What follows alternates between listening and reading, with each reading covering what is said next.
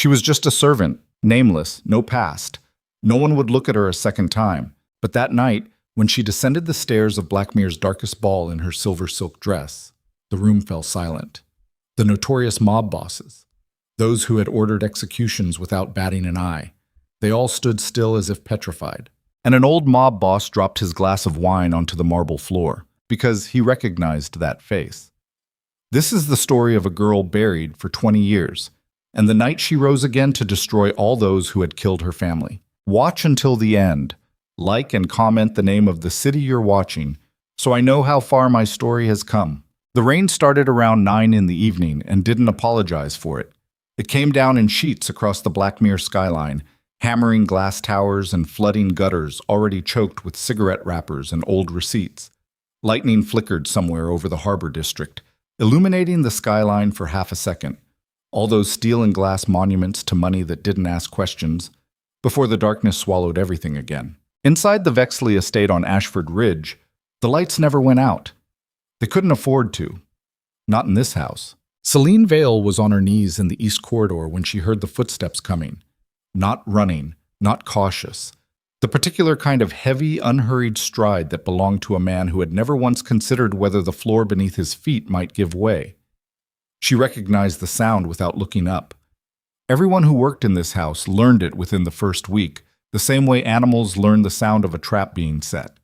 Not from education, but from the specific quality of dread it produced in the lower stomach. She kept scrubbing. The marble beneath her hands was cold and pale and veined with gray, the kind of imported stone that cost more per square foot than her monthly salary. There was a stain in the grout between two tiles that she had been working at for 11 minutes. It wasn't coming out. It hadn't come out the last 6 times she'd tried, and she understood on some level that it never would, that whatever had soaked into that narrow seam had become part of the house now, absorbed into the architecture, the same way violence absorbed into everything Dorian Vexley touched. The footsteps stopped 2 feet behind her. She didn't look up. "You missed a spot." The voice was low and precise, the kind of voice that had learned long ago that it didn't need volume to command attention. Selene sat back on her heels and turned her head slightly, not meeting his eyes, keeping her gaze somewhere around the level of his collar. Dorian Vexley stood with one hand in the pocket of his charcoal suit jacket and the other holding a glass of whiskey that caught the corridor light like something liquid and amber and dangerous. He was looking at the floor with the expression of a man inspecting a chess piece he was already bored with. "I'm sorry, sir. I'll get it." "You've been saying that for a week." "Yes, sir." He was quiet for a moment. She heard him swirl the ice in his glass, one slow rotation, like punctuation. "The stone is Carrara. You know what that means?" "It means I should use a different solvent. It means it costs $40,000 to ship from Italy, and I don't want your chemical experiments dissolving the surface." He paused.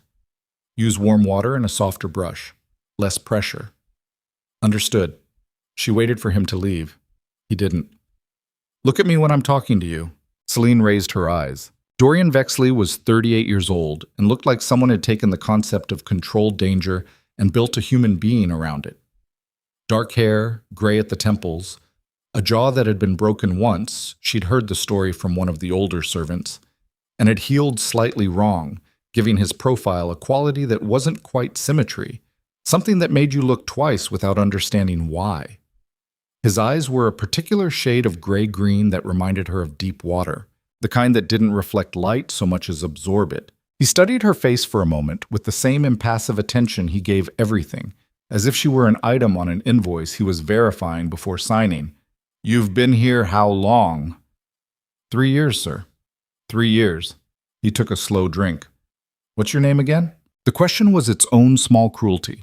She knew he knew her name. He knew she knew he knew it. It was a test with no correct answer.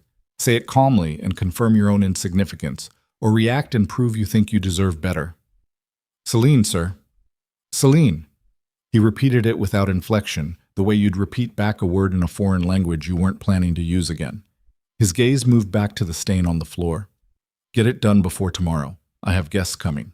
He walked away down the corridor, footsteps unhurried, glass in hand, the sound of absolute certainty in every step. Selene turned back to the floor. She picked up the brush.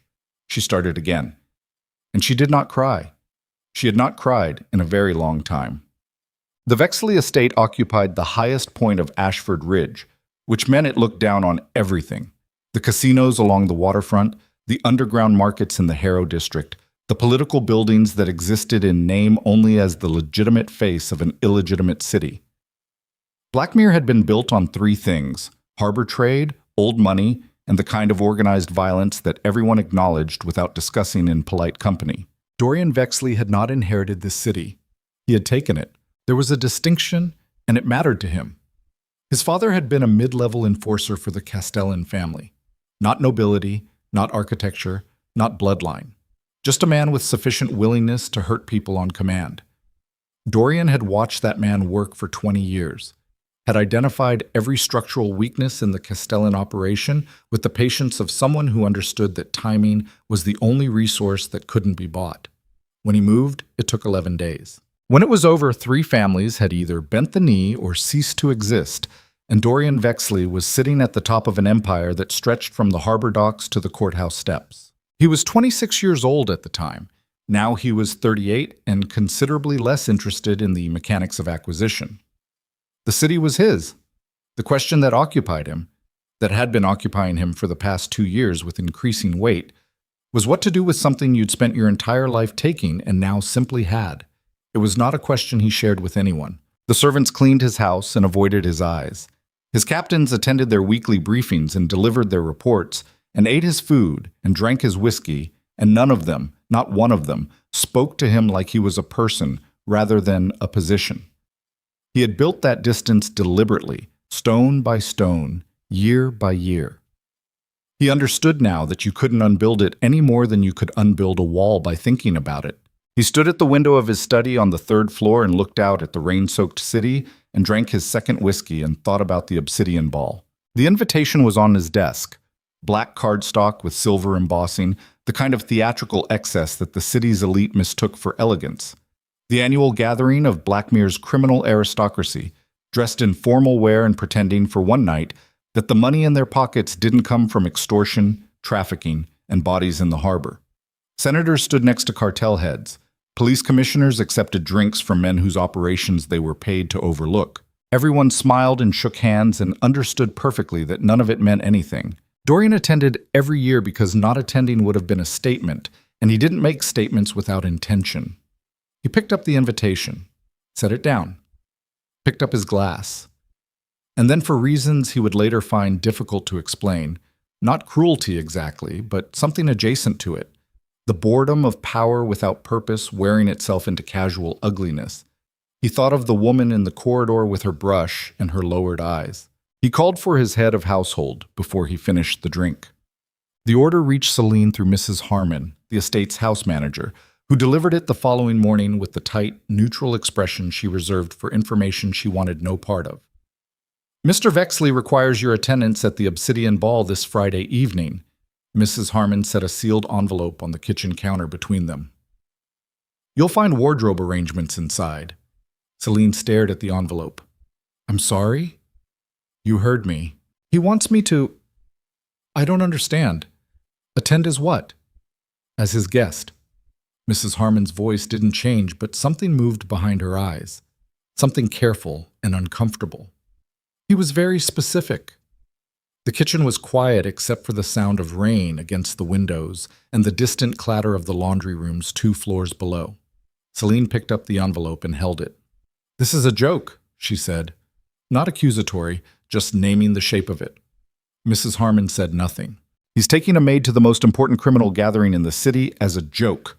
She put the envelope down.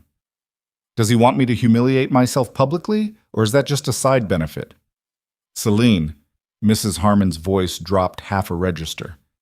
"Take the envelope, do what you're told, and do not say anything like what you just said to me, to anyone else in this house. Do you understand me?" Selene looked at the older woman's face. She was 62, had worked for Dorian for 14 years, had survived 3 power shifts and 2 assassination attempts on the estate grounds. There were things Mrs. Harmon knew that she had never told anyone and would take to her grave. In her eyes right now was something that wasn't quite pity, something that sat closer to warning. "Understood," Selene said. She took the envelope. Inside was a keycard to Dorian's personal vault annex on the estate's lower level and a single handwritten line on Vexley letterhead. Take what fits. Return the rest. Selene stood in the vault annex for 4 minutes before she touched anything. The room was temperature controlled and smelled faintly of cedar and the particular metallic underscent of very old money. Along the walls ran velvet-lined shelving units holding jewelry that had probably belonged to women who no longer existed in any meaningful sense, acquisitions from various business arrangements that had ended badly for one party and profitably for another. Evening gowns hung in sealed garment bags in the back. Shoes lined the floor in their original boxes. She found the silver gown near the end of the rack. She didn't choose it because it was beautiful, though it was. She chose it because it was the only thing in the room that looked like it had been made for someone who wasn't trying to impress anyone. Clean lines, no excess ornamentation, silk that moved like water in the low light. She unzipped the garment bag and held it against herself in front of the small mirror bolted to the wall. The woman in the mirror looked like someone she didn't recognize. She zipped the bag back up and took it upstairs. Friday came with the particular weight of things that can't be undone. The estate prepared itself in the way it always did for Dorian's formal engagements. Heightened security, staff briefed and repositioned, vehicles checked and rechecked by the 3-man detail that managed his personal transport. Selene watched all of this from the East Wing, having been given the afternoon off from her duties, an arrangement that felt like being issued a stay of execution and told to spend the time picking out a nice outfit. She spent most of the afternoon at the small window in her quarters on the 4th floor, watching the harbor in the distance where container ships moved through the rain like slow, dark animals. She had a book open in her lap that she wasn't reading. At 6, she did her hair and her face. At 6:40, she put on the silver gown. At 6:50, she stood in front of the mirror for a long time. She thought about her mother, which she tried not to do. She thought about a room with blue walls and a specific quality of morning light, and someone's hands, large and careful, lifting her up above their head so she could touch the ceiling. She didn't let the thought run further than that. She had learned long ago where the thoughts went if you let them run, and she had learned to build fences at specific points along the mental road. At 7, she went downstairs. Dorian was standing at the foot of the main staircase when she came down. He was in black tie, which was the only context in which formal wear looked like it had been designed specifically for the person wearing it. He was talking to Carver, his security director, a large, quiet man who communicated primarily through the strategic economy of his silences. And he had the flat, preoccupied expression of someone reviewing a checklist in his head while his mouth produced words for other people's benefit. He looked up when he heard her on the stairs. He didn't say anything. Selene came down the last 6 steps with her hand on the railing, not because she needed the support, but because she wanted something to hold on to. The silver gown moved exactly the way it had in the vault mirror. The diamond earrings from the shelf, small, precise, no attempt at theatrics, caught the foyer light at the right angle. She reached the bottom step and stopped. Dorian was looking at her with an expression she had never seen on his face in 3 years of service. It lasted approximately 2 seconds before the professional mask reassembled itself, but she had seen it and she filed it away the way she filed everything, carefully, completely, without visible reaction. "You're on time," he said. "Yes, sir." "Don't call me sir tonight." He looked at Carver. "We're leaving." The convoy was 3 vehicles, a lead SUV, Dorian's black limousine, a trailing security car. They moved through the rain-slicked streets of Blackmere like a statement, which was partly the point. The city watched Dorian Vexley move through it the way a body watches blood moving through a wound, with a kind of helpless, fascinated attention that existed somewhere between respect and terror. Inside the limousine, the silence had a specific texture. Dorian sat on the opposite side of the cabin, jacket unbuttoned, one hand resting on his knee, watching the city pass through tinted windows. Selene sat against the opposite door and kept her hands in her lap and looked straight ahead. "You've been to a formal event before," he said. It wasn't a question. "No." "You walked down those stairs like you had." She didn't answer that. He was quiet for a moment. Outside, the city blurred past in streaks of neon and rain. "I'm going to tell you how this works," he said, still watching the window. "You stay close. You don't speak unless spoken to. You don't react to anything you hear, regardless of what it is. You smile when it's appropriate and look bored when it isn't. What's the appropriate occasion for smiling? He turned from the window and looked at her directly for the first time since they'd left the house.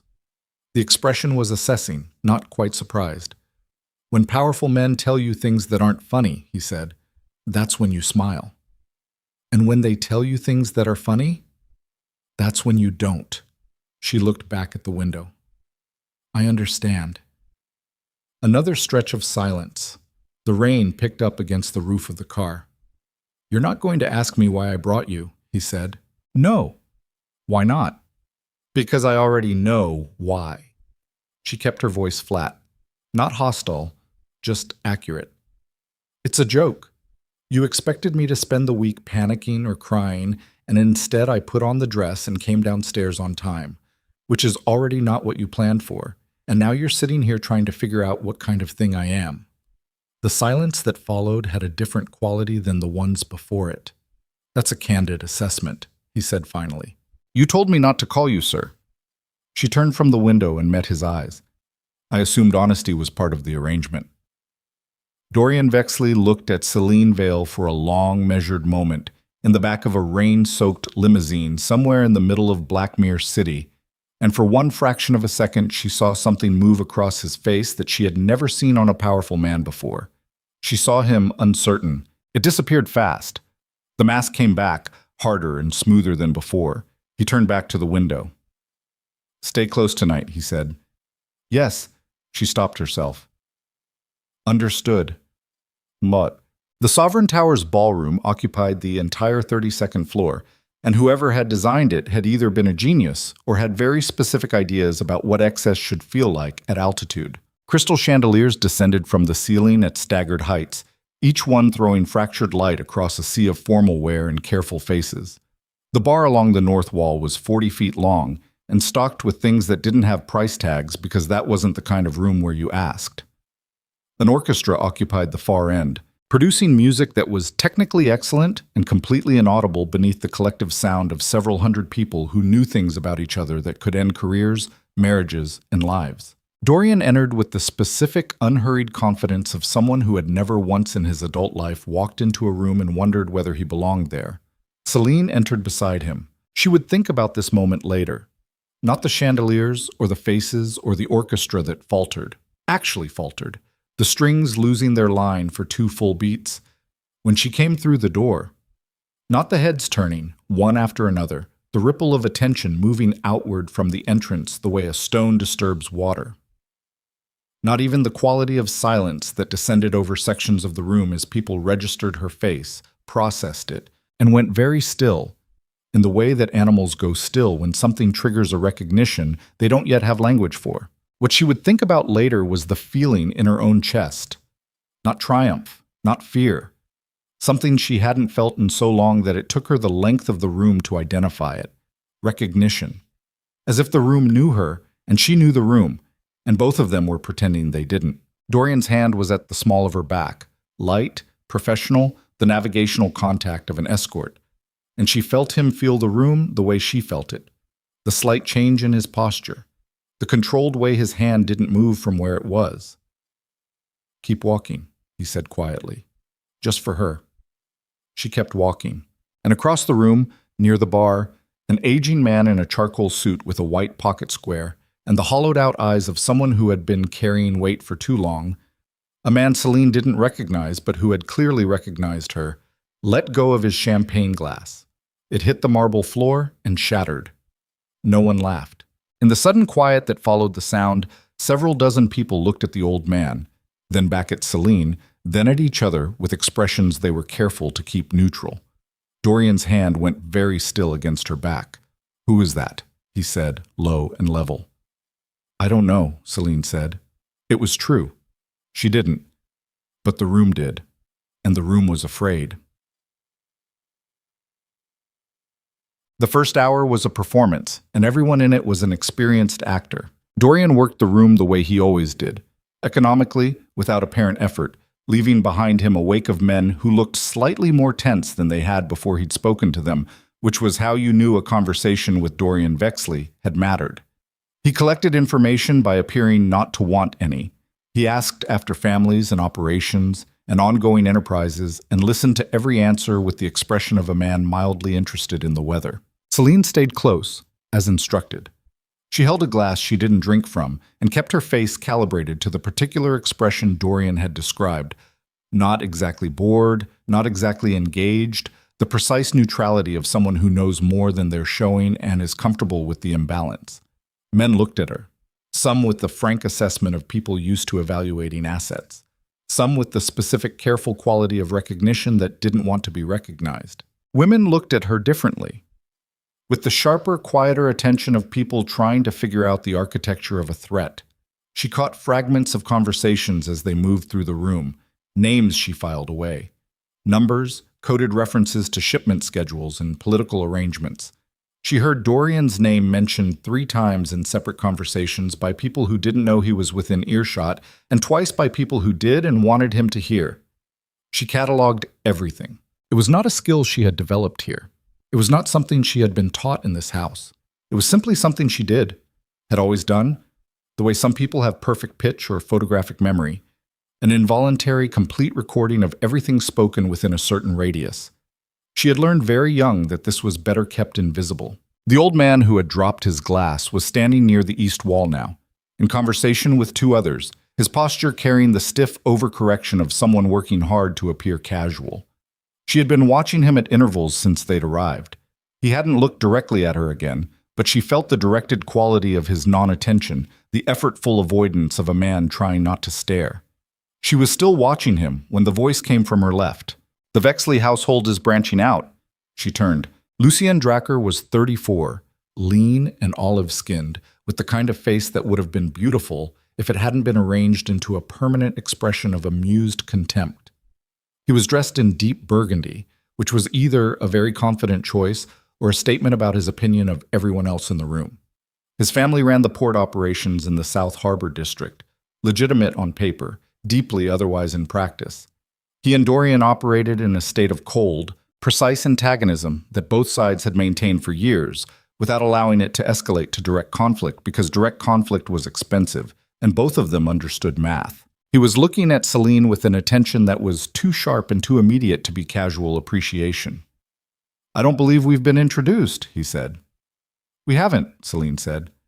"Lucienne Dracar." He offered his hand. "I know who you are." Something shifted in his expression, a recalibration, slight and fast. He was not a man accustomed to women who didn't accept the frame he offered. "And you are?" "Here with Mr. Vexley." "You're not answering my question." "I'm aware." He studied her for a moment. Then slowly, with a deliberateness that was almost theatrical, he lifted her hand, which she had not offered, and pressed his lips to the back of it. "Ghosts," he said quietly, his eyes not leaving hers, "should stay buried." The words landed with a particular weight, soft and specific, like something placed rather than dropped. Selene felt the hairs on the back of her neck stand up. She felt, beneath her measured composure, something old and cold move in her chest, the shift of something that had been dormant for a very long time. She didn't show any of it. "Excuse me," she said, and removed her hand from his with calm precision and turned away. Dorian was there. He had been there for the last 30 seconds at least. His face was completely neutral in the way a locked door is neutral. No information offered, but the lock itself is the information. "What did he say to you?" His voice was quiet. "That it's a lovely evening," Selene said. Dorian's eyes moved to Lucienne Dracar's retreating back.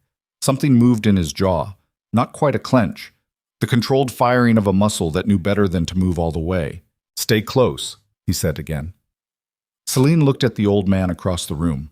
He was staring at her now, openly, with the expression of someone who has given up the pretense of not looking because something more urgent has replaced the instinct for concealment. His face was the color of the marble floors.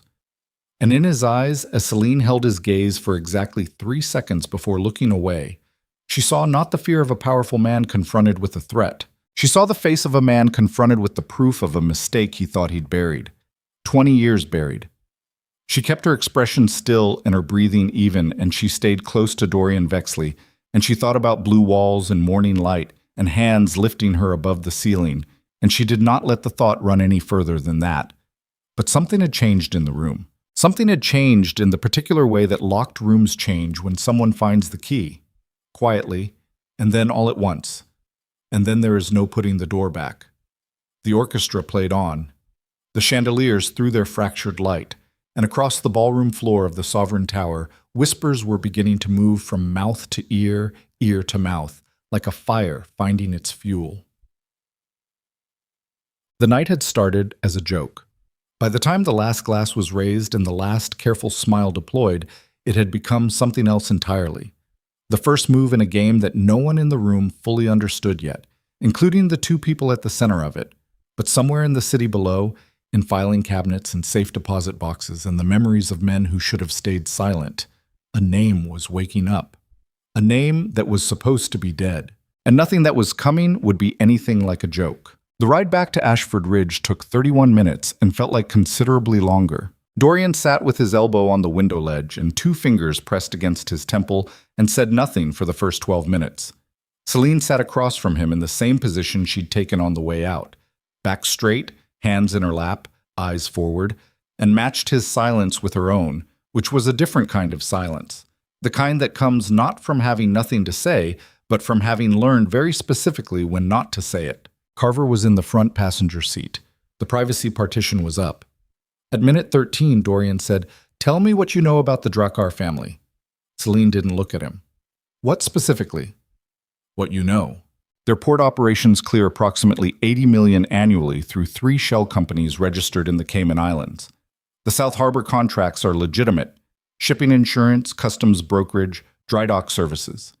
The revenue underneath that comes from facilitated movement of goods that customs doesn't inspect because the inspectors are on a separate payroll that Lucien manages personally."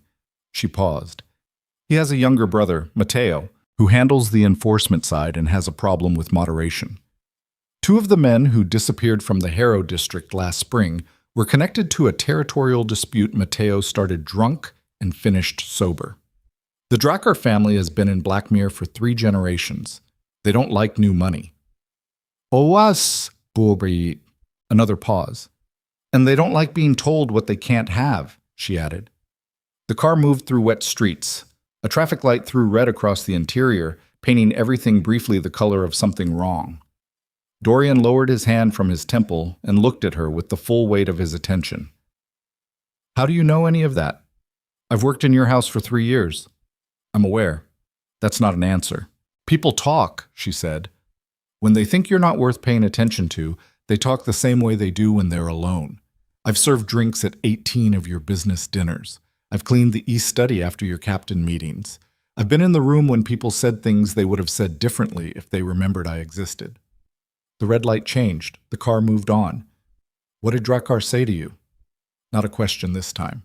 Selene considered the shape of the decision for exactly 2 seconds. "He said ghosts should stay buried." The change in the car's atmosphere was immediate and specific, the way pressure changes before a storm.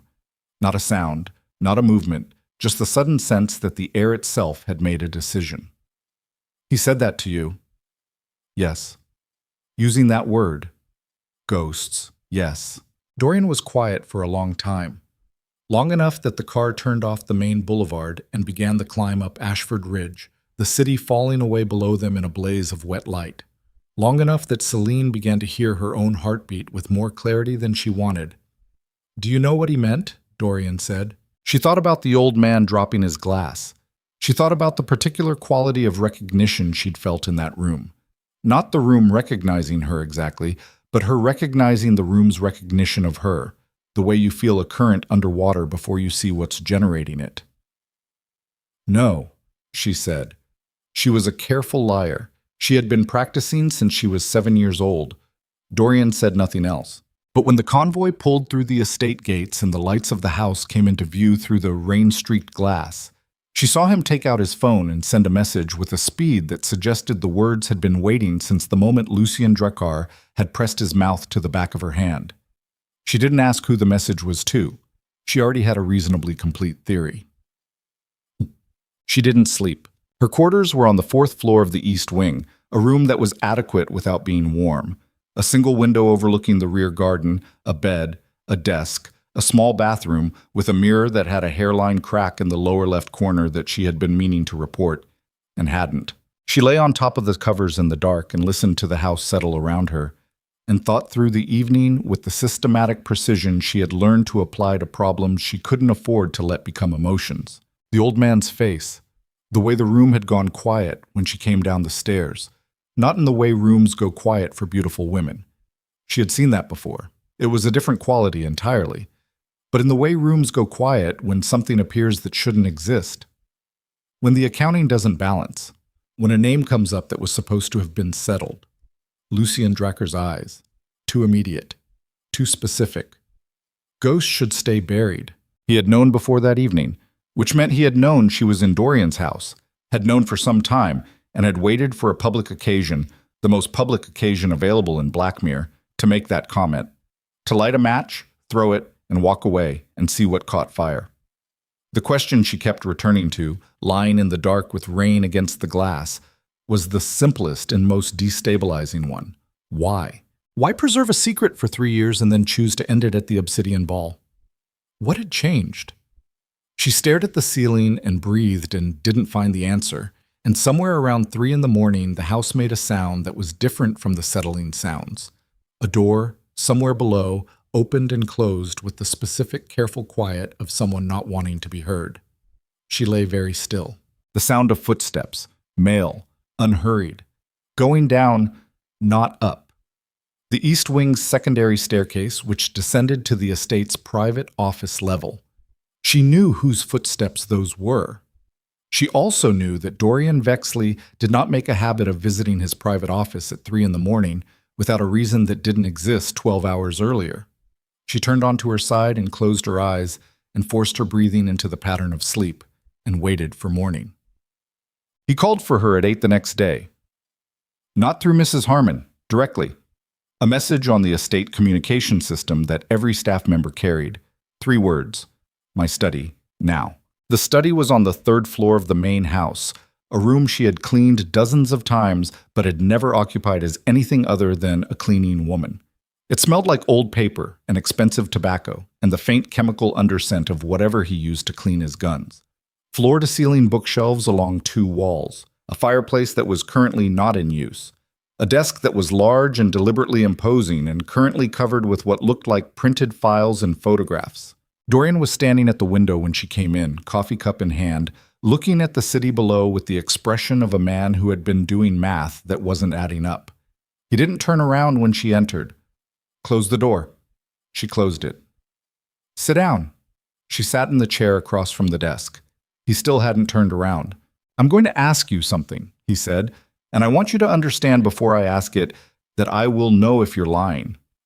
Not because I have a way of verifying your answer right now, but because I've been in a room with liars for 20 years, and I've developed a working sense of what it feels like when the air between 2 people changes because one of them is saying something they know isn't true.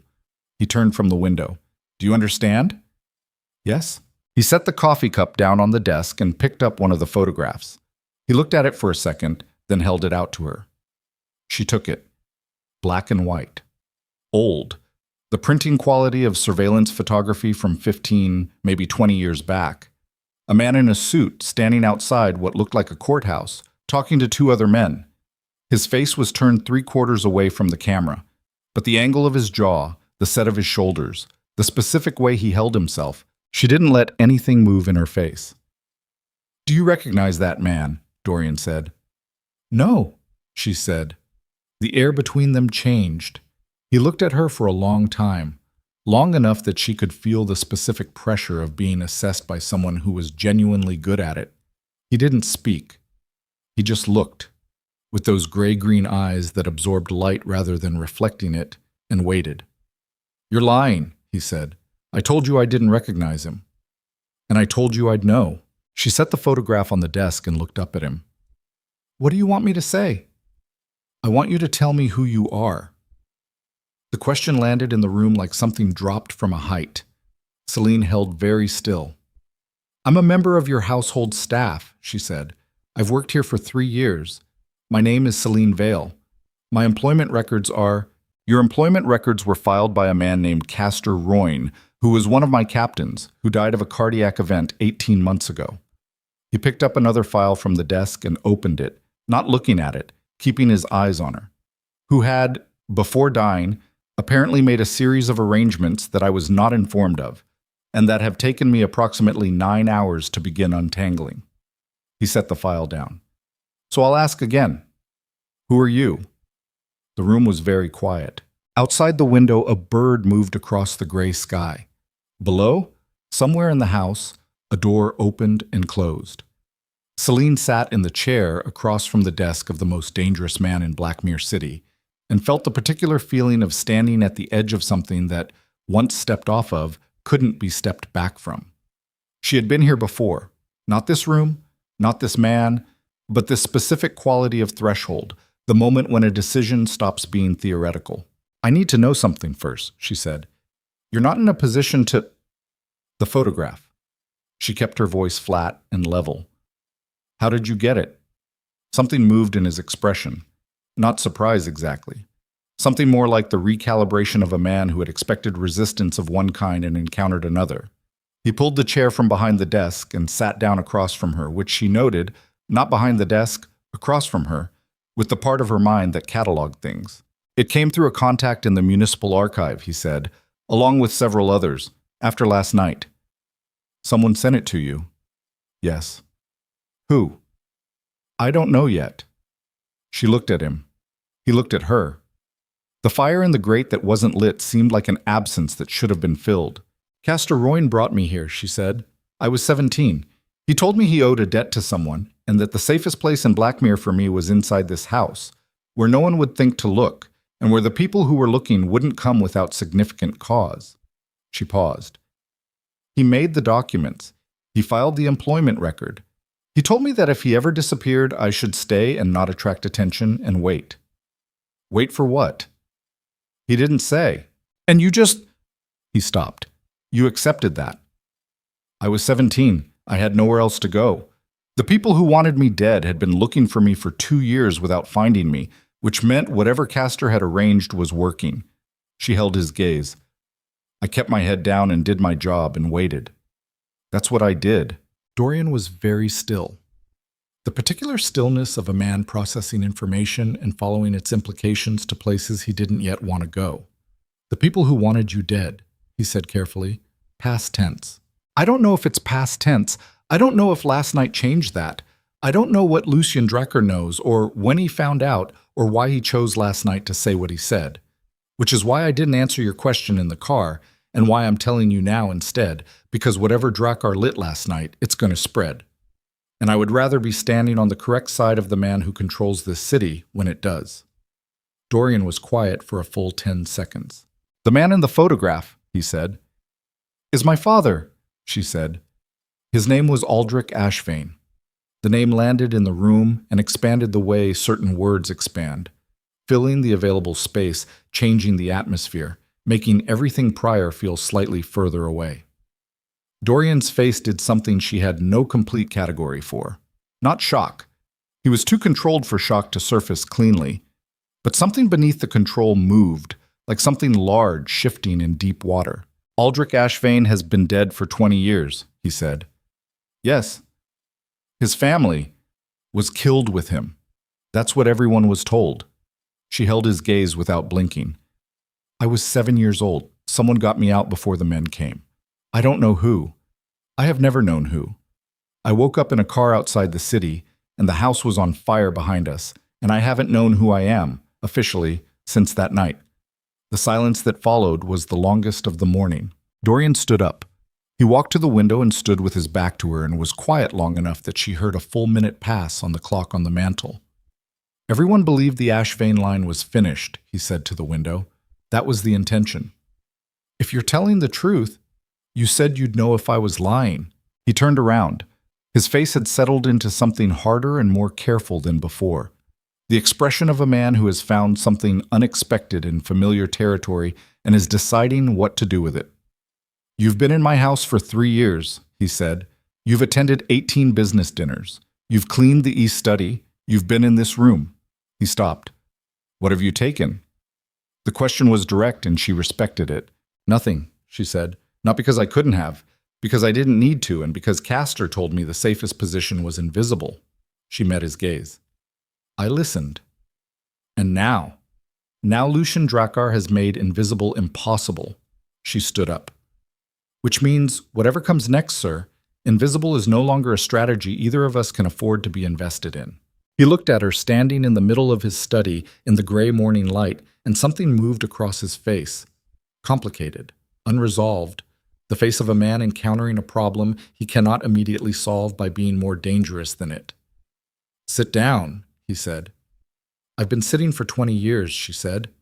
He stared at her. She stared back. And after a long moment, Dorian Vexley made a sound that was not quite a laugh. Something short and involuntary, and immediately suppressed, but real, briefly, in the space between them. Sit down, he said again, and this time it sounded less like an order and more like a man who needed a minute to think.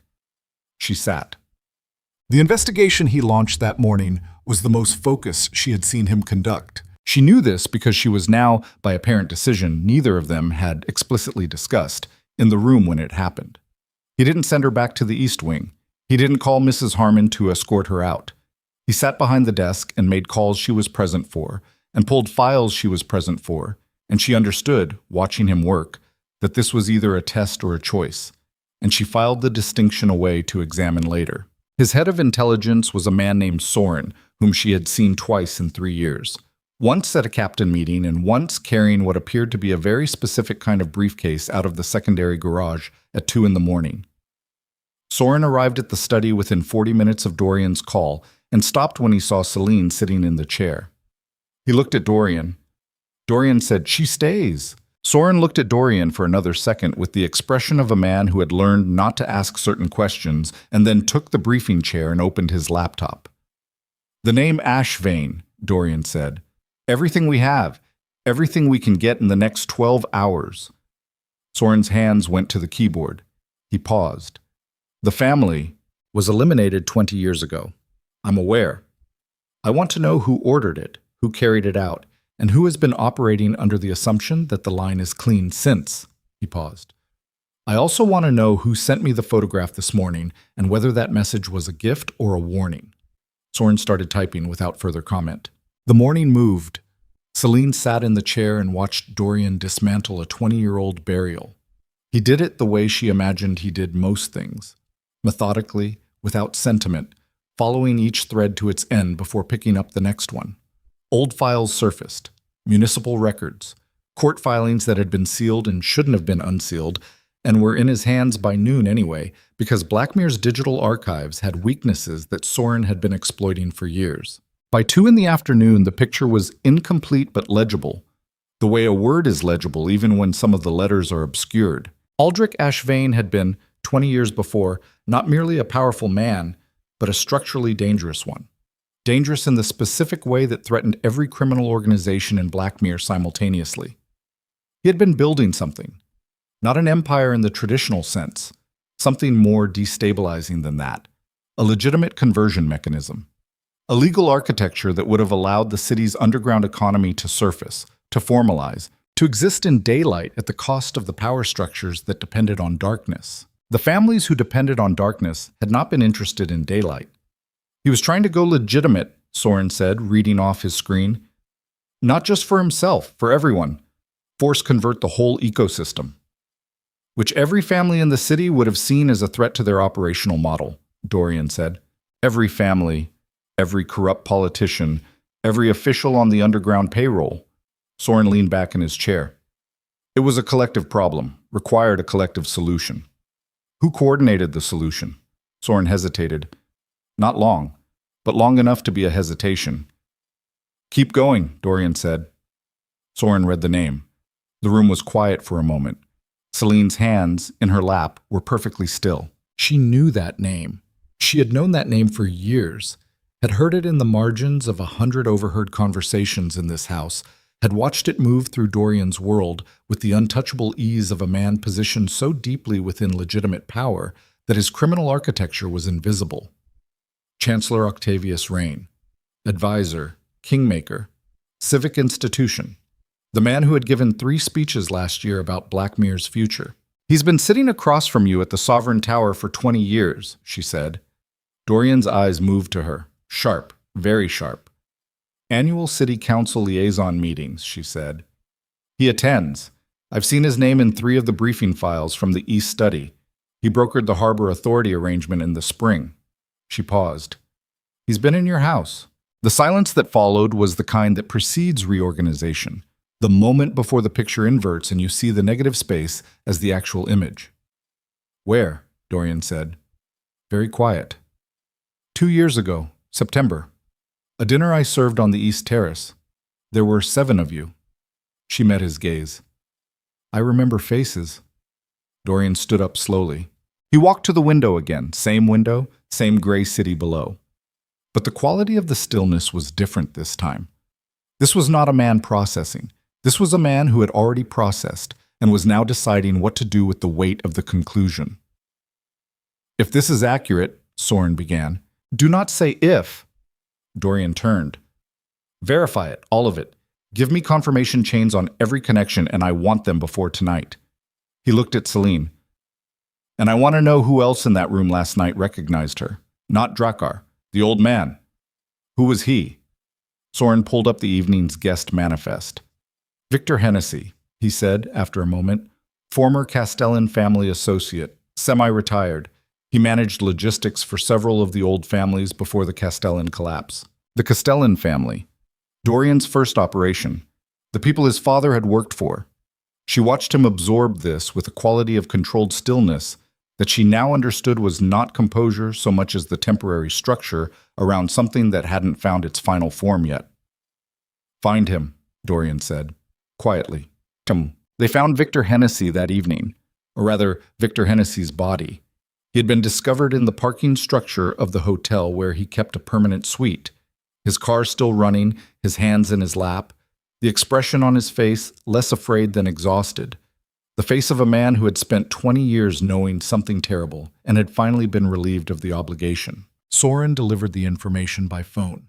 Dorian received it at his desk, listening without visible reaction, and set the phone down when the call ended and sat with his hands flat on the desk surface for a long moment. Selene was still in the study.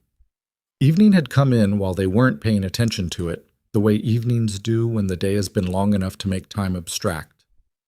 Victor Hennessy is dead, Dorian said. She already knew from the quality of the call.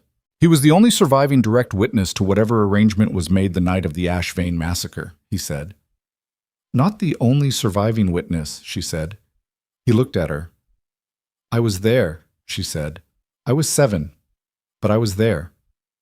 The room was very still. What do you remember? I remember a man's voice, she said, through a door. Very specific voice. Low, very controlled, the kind of voice that doesn't need volume. She looked at him. The kind of voice that has never once wondered if it belongs in the room it's in. Dorian was looking at her with an expression she couldn't fully read, layers behind layers, the face of a man who has built a wall and is now, for the first time, standing on the wrong side of it and finding the view unexpected. Octavius Rain has that kind of voice, she said.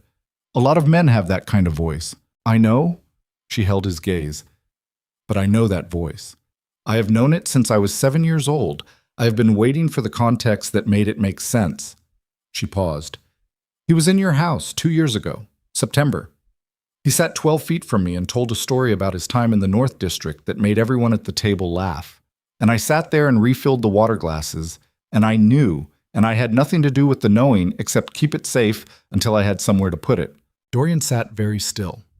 You've been carrying that for 2 years, he said. I've been carrying it for 20. The evening light from the window was the dark amber of late autumn sun going below a cloud line, giving everything in the room a quality of something about to change. Dorian looked at her for a long time with an expression that was not for once purely the face of a man performing control. Something underneath it was visible, just briefly, just enough. The shipments that went missing last week, he said. 2 of my captains who disappeared, the casino incursion Tuesday. He was speaking slowly, with the quality of assembling while speaking, rather than reporting something already assembled. These aren't separate problems. No, she said. Someone is moving against me, has been moving against me. And the timing began after Castor Royne died, she said, 18 months ago, when the arrangement he'd made stopped being maintained by someone who knew what it was for. Dorian was quiet. Someone found out she was here, he said. Using the third person, she noticed. The distance of a man still calibrating. Someone knew immediately. Someone has always known. The question is what changed 18 months ago that moved the calculation from leave her hidden to expose her and then remove her. She paused. I think last night wasn't Lucien Drakkar improvising. I think it was someone else's signal, delivered through him. And I think Victor Hennessy is dead because he was supposed to be the next thing I remembered, and someone decided to remove the corroboration before I had the chance. The silence that followed was complete. Dorian stood up from the desk. He moved to the cabinet on the far wall and poured 2 glasses of whiskey and brought one to her without asking, which was a thing she noted, the simple animal gesture of it, someone under pressure doing the thing their hands knew how to do. She took the glass. He stood at the window with his, looking at the city below. I need to know, he said to the glass, whether you have been in this house for 3 years working against me. She didn't answer immediately. She let the question exist for a moment the way it deserved to. No, she said. Give me a reason to believe that. If I had wanted to work against you, I had 18 dinner conversations, 3 years of access to the East Study, and whatever Castor Royne knew that he used to get me inside your security perimeter in the first place. She picked up the glass and drank, and put it back down. I've survived by being still. That's not the strategy of someone building toward an operation. That's the strategy of someone who has been afraid for a very long time and is only now, tonight, deciding that afraid might be the wrong way to spend what's left. He was quiet. Outside in the city, something was beginning. She could feel it the way she'd felt the current at the ball. Not yet visible. Just the pressure of it in the water. Someone killed Victor Hennessy tonight, she said. Within 12 hours of you starting this investigation, which means either your office has a leak or someone has been watching this house closely enough to know what you started this morning. She stood up. Either way, we're past the point where staying still is going to protect me. Someone has decided I'm a problem that needs to be solved, and they've decided now, and whoever they're working through, Drakkar, whoever else, they're going to move before you finish building the picture. Dorian turned from the window.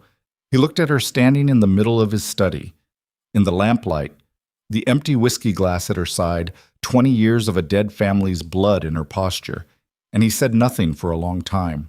Then, go to your room, don't leave the East Wing, don't use the house communication system, and don't speak to anyone on staff about anything we've discussed.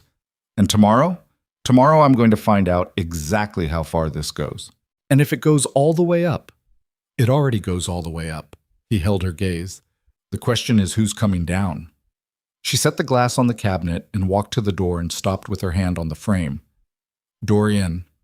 The name came out without the title, the first time she had used it, and she felt the specific weight of it, the small irreversibility. He said nothing, but he was listening. They didn't just kill my family, she said to the door. They erased them. Made sure there was no record worth following, no name worth saying, no legacy worth reclaiming. 20 years of that. She paused. I don't want revenge in the way you think I do. I'm not interested in burning something down. I want the truth put back where it belongs, and I want the men who made that decision to spend the rest of however long they have left knowing that the thing they buried didn't stay buried. She didn't wait for him to answer. She walked out. And in the hallway outside the study, moving toward the East Wing through the silent house, she heard him behind the closed door, not speaking, not moving, just present, in the specific quality of stillness that is not emptiness but weight. Somewhere below them, in the city, a car started and drove north. And 3 blocks from the Sovereign Tower, in a private garage on Crest Avenue, a phone rang once and was answered on the first tone. The voice on the other end said 4 words. She knows. Move now. The East Wing was quiet. Selene lay on her bed in the dark with her shoes still on and stared at the ceiling and listened to the house breathe around her.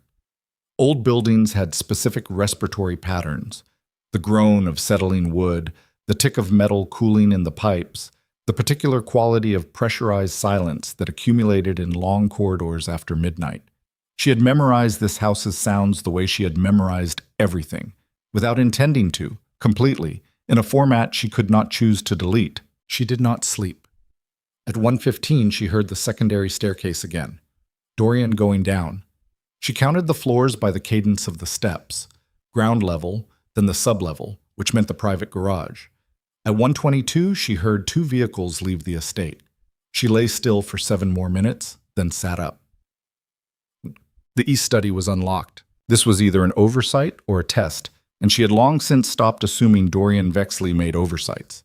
She pushed the door open and stood in the threshold for 3 seconds, checking the room's geometry, the position of the desk, the cabinet where she knew the secondary file storage lived behind a panel that looked like decorative millwork, but wasn't.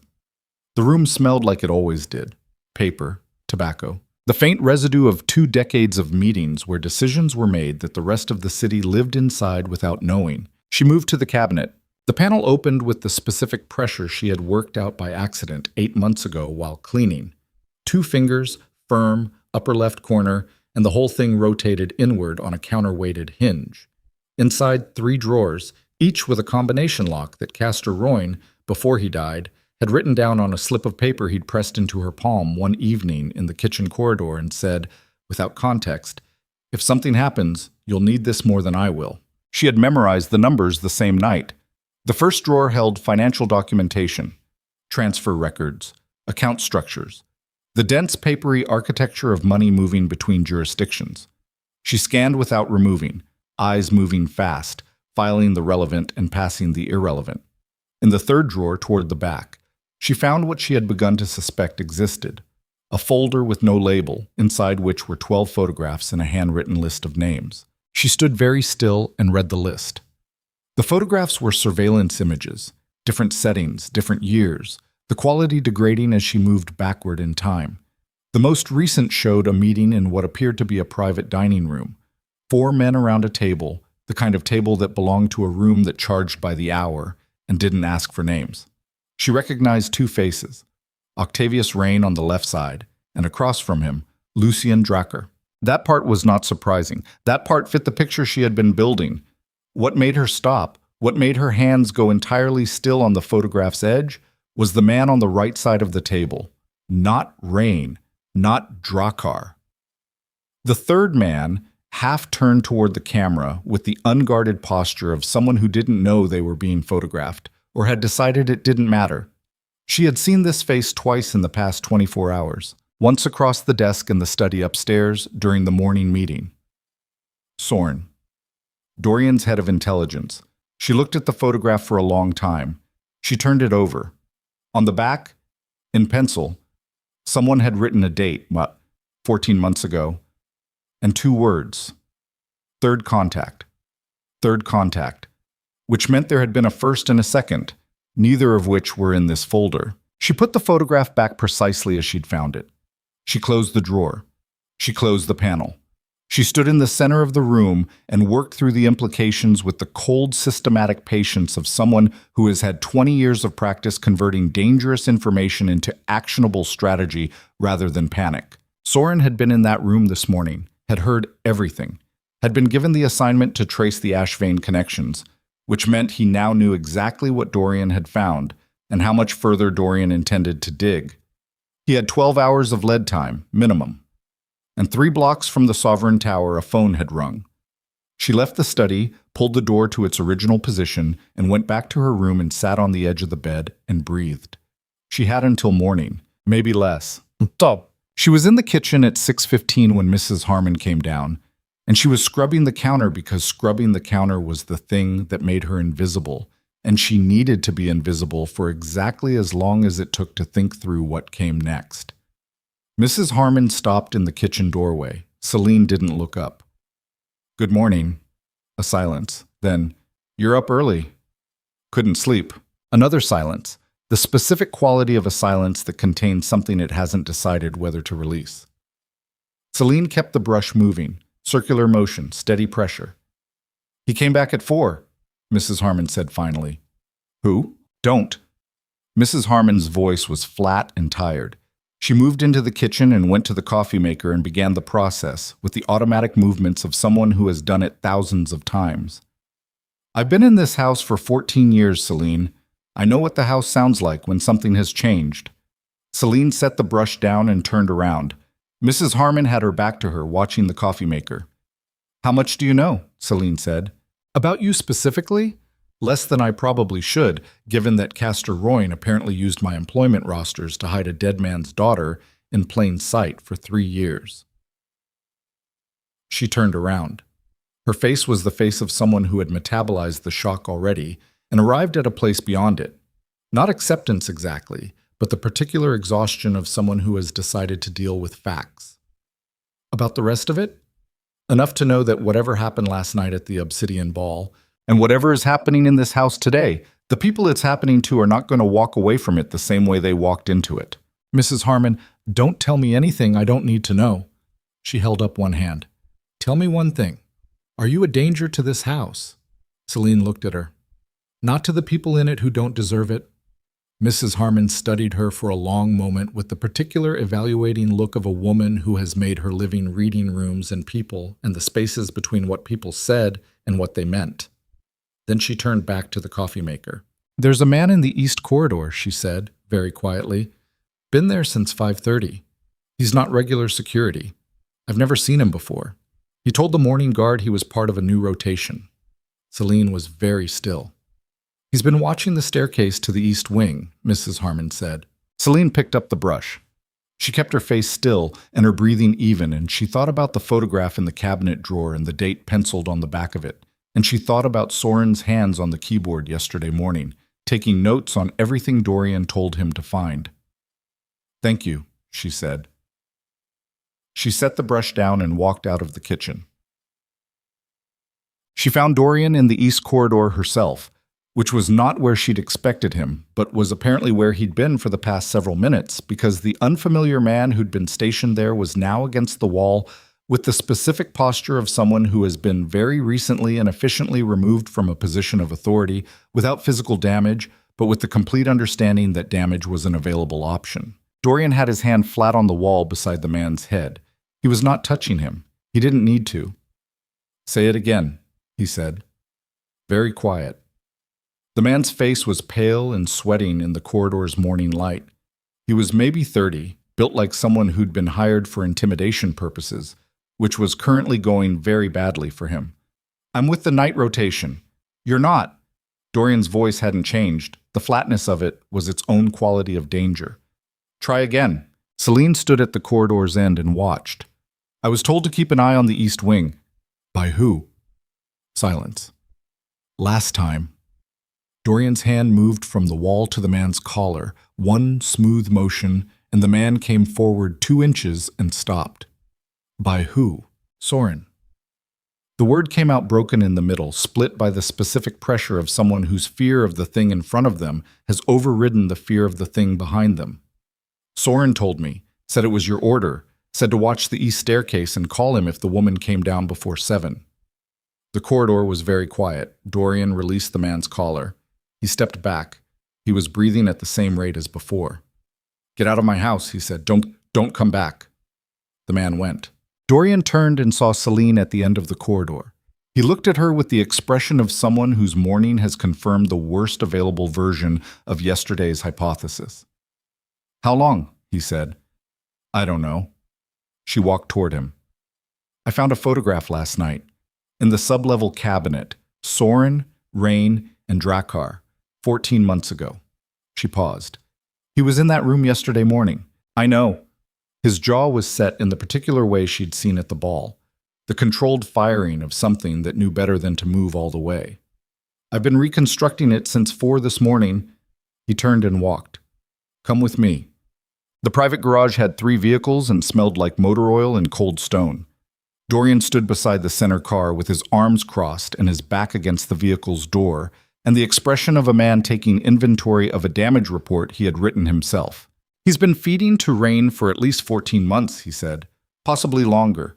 Every briefing, every operation summary, every piece of intelligence we gathered on the families, on the political structure, on the harbor arrangements. He paused. Every piece of information about what we knew and didn't know about the Ashvane massacre went through Soren's desk first. Which means Rain knew immediately when Castor Royne died, Selene said. Which means Rain knew I was exposed to the Ashvane information the moment it became accessible without Castor's protection. He exhaled slowly. The attacks on the operations, the missing captains, the casino incursion. That wasn't a rival family making a move. That was Rain systematically dismantling the infrastructure I'd need to respond when the Ashvane question became public. He's been preparing for this since Castor died. 18 months. The word had weight. He's been inside my operation for at least 18 months, and I didn't catch it because Soren was the man I'd have sent to catch it. The garage was cold. Somewhere outside the building, the city was starting its mourning.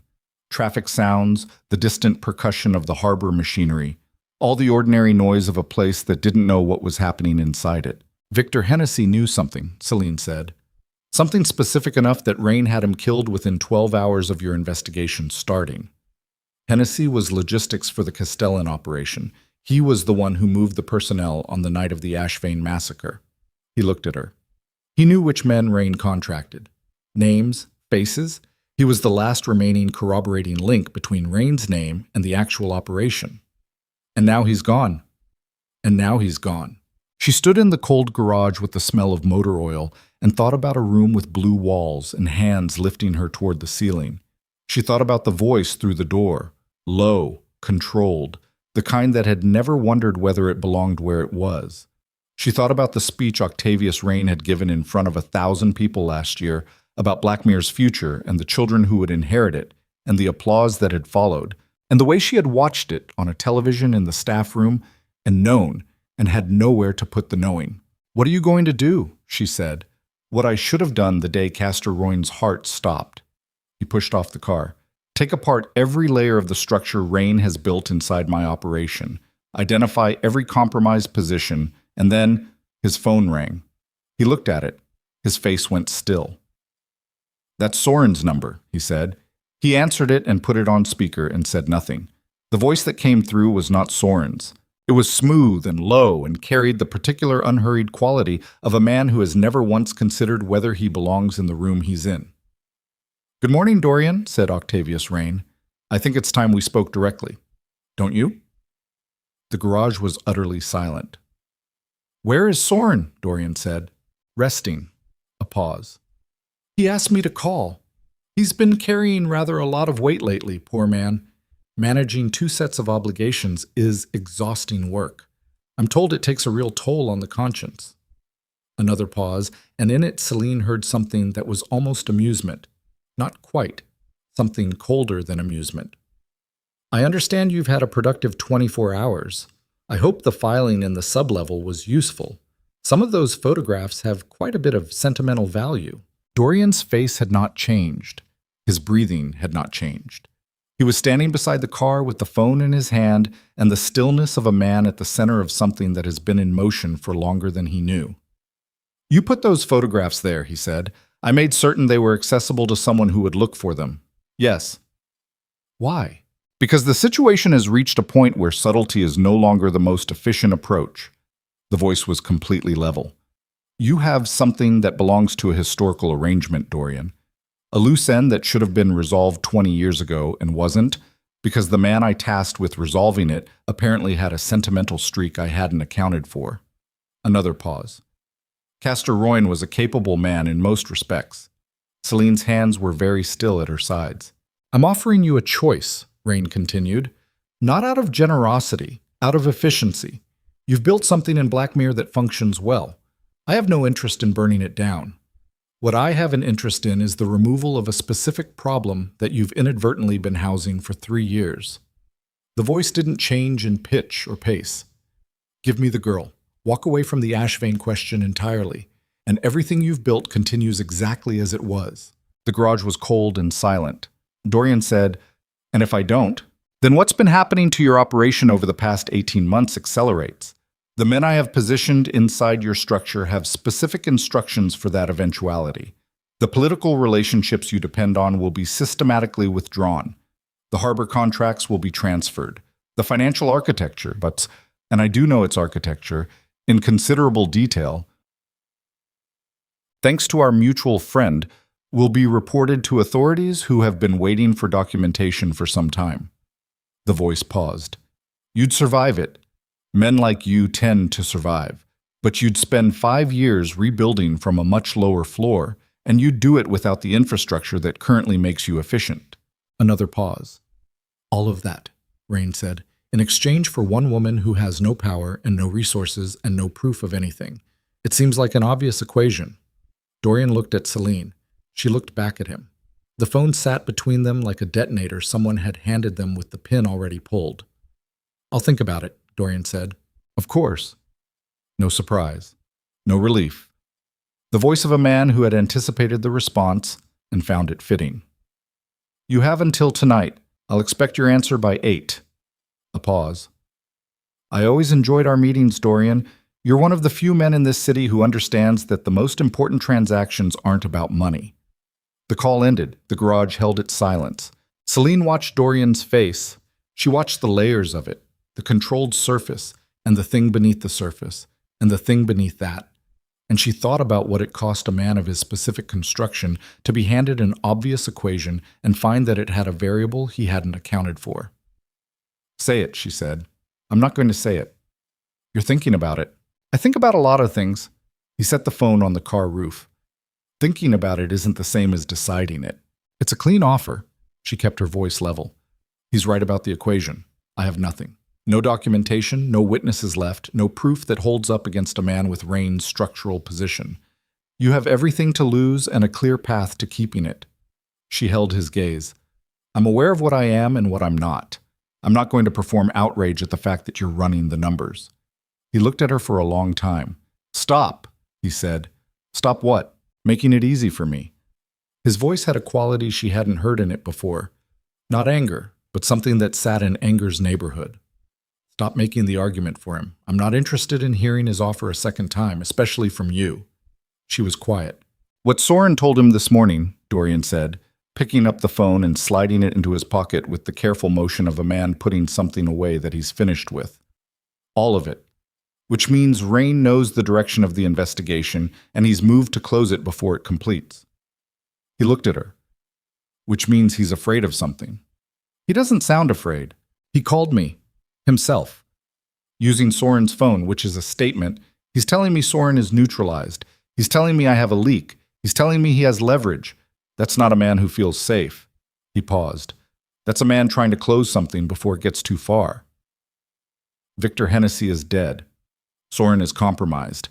The photographs from the cabinet are apparently exactly what he wanted you to find, which means they're either incomplete or they're designed to tell a specific story. Designed to tell me that Drakkar is involved, that Rain is involved, that the conspiracy is exactly 3 people wide. He looked at her. Which is the story that ends with me handing you over in exchange for operational continuity. 3 people who can be isolated and contained within the existing power structure, with the problematic variable removed. She understood. She had understood since the phone call ended. Mivki. He wants you to believe it's small, she said. Manageable. 3 people who made a decision 20 years ago that can be bought off and buried again. Boom. Because if it's not small, if the Ashvane decision was as broadly supported as the evidence suggests, then the problem isn't 3 people. The problem is the entire foundational arrangement of Blackmere's power structure. Every family that was in that room, every politician who benefited from Aldrich Ashvane's removal, every institution that was built on the assumption that his project would never resurface. He was very still. Which is not a problem that gets solved by handing over one woman. It's a problem that gets solved by making sure the woman and everyone who knows her story stops existing. But the cold of the garage had a specific weight. Selene felt it in her hands, in the back of her throat. You think he's going to kill me regardless, she said. I think tonight's deadline is a mechanism to establish your location. I think if I agree there are men ready to receive you who are not going to deliver you anywhere useful. And I think if I refuse, the same men move on a different schedule. He looked at her with the direct, exhausted honesty of someone who has stripped away the diplomatic layer entirely. I think we have at most 12 hours before something happens that neither of us gets to decide. She thought about this. What did Castor Roy know, she said, beyond what he told you in the employment documents? I don't know yet. He hid me in your house specifically. Not another house, not another city. This house. She held his gaze. He thought your house was the safest option in Blackmere. Why? Dorian was quiet. What did Castor know about you that made you the safest option? She watched him think, and she watched the specific quality of the thinking. The man following a thread he deliberately not followed before. The way you don't follow certain threads when you suspect where they lead and you're not ready for the destination. Castor was my father's man before he was mine, Dorian said slowly. When I took down the Castellan structure, Castor came across with me. He was loyal. I had no reason to question it. He paused. He was also old enough to have been operating in this city when Aldrich Ashvane was still alive. Did he know my father? I don't know. Did he ever mention the Ashvane name to you? No. Did he ever ask you questions about Octavius' reign? About the foundations of the arrangement you inherited when you took the Castellan structure apart? The pause this time was longer. Once, Dorian said, about 3 years before he died. He asked me how much I knew about what the Castellan family had been doing in the year before I dismantled them. I told him I knew what I needed to know. He said, he stopped. What did he say? He said, some foundations are poured on other people's blood, and the structure doesn't know until it tries to build something that goes in a different direction. His voice was flat, reciting from memory. I thought he was being philosophical. I didn't ask him to clarify. She stood in the cold garage and felt the shape of it. The whole long shape of it. The architecture of it stretching back 20 years to a house on fire, and a car, and a child waking up outside the city. He was telling you, she said. He was testing whether I'd want to know. His jaw was tight, and I didn't ask him to clarify. The silence between them had a different quality than anything they'd shared before. Not the silence of distance or hierarchy or performance. The silence of two people standing in the same place, looking at the same wreckage, with the specific shared weight of people who have each, in their different ways, been operating on incomplete information for longer than they knew. He put me in your house, she said, because he believed that if you ever found out what the foundation was built on, you would do something about it. She paused. He was betting on you. Dorian said nothing. Was he right? She said. The question sat in the cold air between them. Not rhetorical, not designed to manipulate. Just the plainest, hardest question available in the moment. The kind that has no diplomatic version and no comfortable answer. Dorian picked up the car keys from the cabinet shelf beside the garage door. He looked at them in his hand for a moment. Get whatever you need from the East Wing, he said. You have 10 minutes. Don't use the house communication system. Don't speak to the staff. Don't take anything that doesn't fit in your coat pockets. Where are we going? Somewhere Soren doesn't know about. He moved toward the car. Which means we're rebuilding from whatever I haven't told him, which is not as much as I'd like. She went upstairs. She had almost nothing. This had always been true. She took the slip of paper with Castor Roy's combination numbers, which she had kept in the lining of a coat for 3 years. She took a small photograph, not of her family, she had none, but a photograph of the Ashvane house taken from a newspaper article which she had found in the municipal archive and printed and carried because sometimes you need to be able to look at the shape of the thing that was taken. She took the coat. She left everything else. She was downstairs in 8 minutes. They were 40 minutes outside the city, on a private road running along the northern reservoir, when the first vehicle hit them. It came from a service access on the left, a black SUV running without headlights on a rain-slicked road, moving at a speed that was not accidental. The impact took the rear driver's side with a force that brought the car sideways across both lanes, the back end going out in a controlled skid that Dorian corrected for 3 full seconds before the second vehicle hit them from the right. Selene's head struck the window. Not hard enough for black, hard enough for white, a burst of blank static, and then the world reassembled itself with the specific sharpened clarity that comes on the far side of impact, the smell of rain and rubber, the sound of metal grinding, the car at an angle in the road with the headlights pointing at the tree line. Dorian was already moving. Out, right side, now. She got the door open. The rain hit her immediately, cold and hard, the kind of rain that doesn't ask permission. She was on wet asphalt, crouched behind the car's frame, and Dorian was beside her with a weapon she hadn't seen him draw. She didn't ask when, she filed it. And the two black vehicles were stopped 10 meters back with their lights off and their engines running. Doors opened. 6 men. She counted by sound. Vexley. The voice came from behind one of the vehicle's open doors. Amplified, flat, designed to carry. This can still be a conversation. Dorian's jaw tightened. That's Drakkar, he said very quietly. He came himself. He's not here for a conversation. He was scanning the tree line on their left. There's a maintenance road 40 meters north. It connects to the reservoir access path.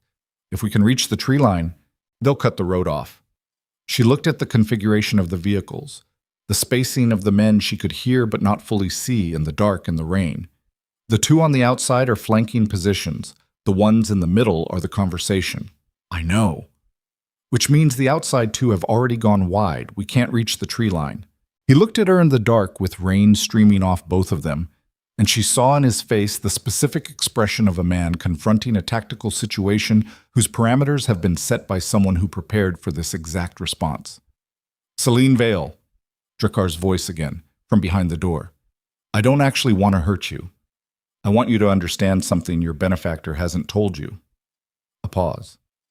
Come out and we'll talk, man to man, so to speak. He's stalling, Dorian said. I know, someone else is coming. She looked at the road behind them, dark, empty, the way roads look when they're being held clear. He's holding the position until they arrive, which means whoever's coming is the thing Rain actually needs present.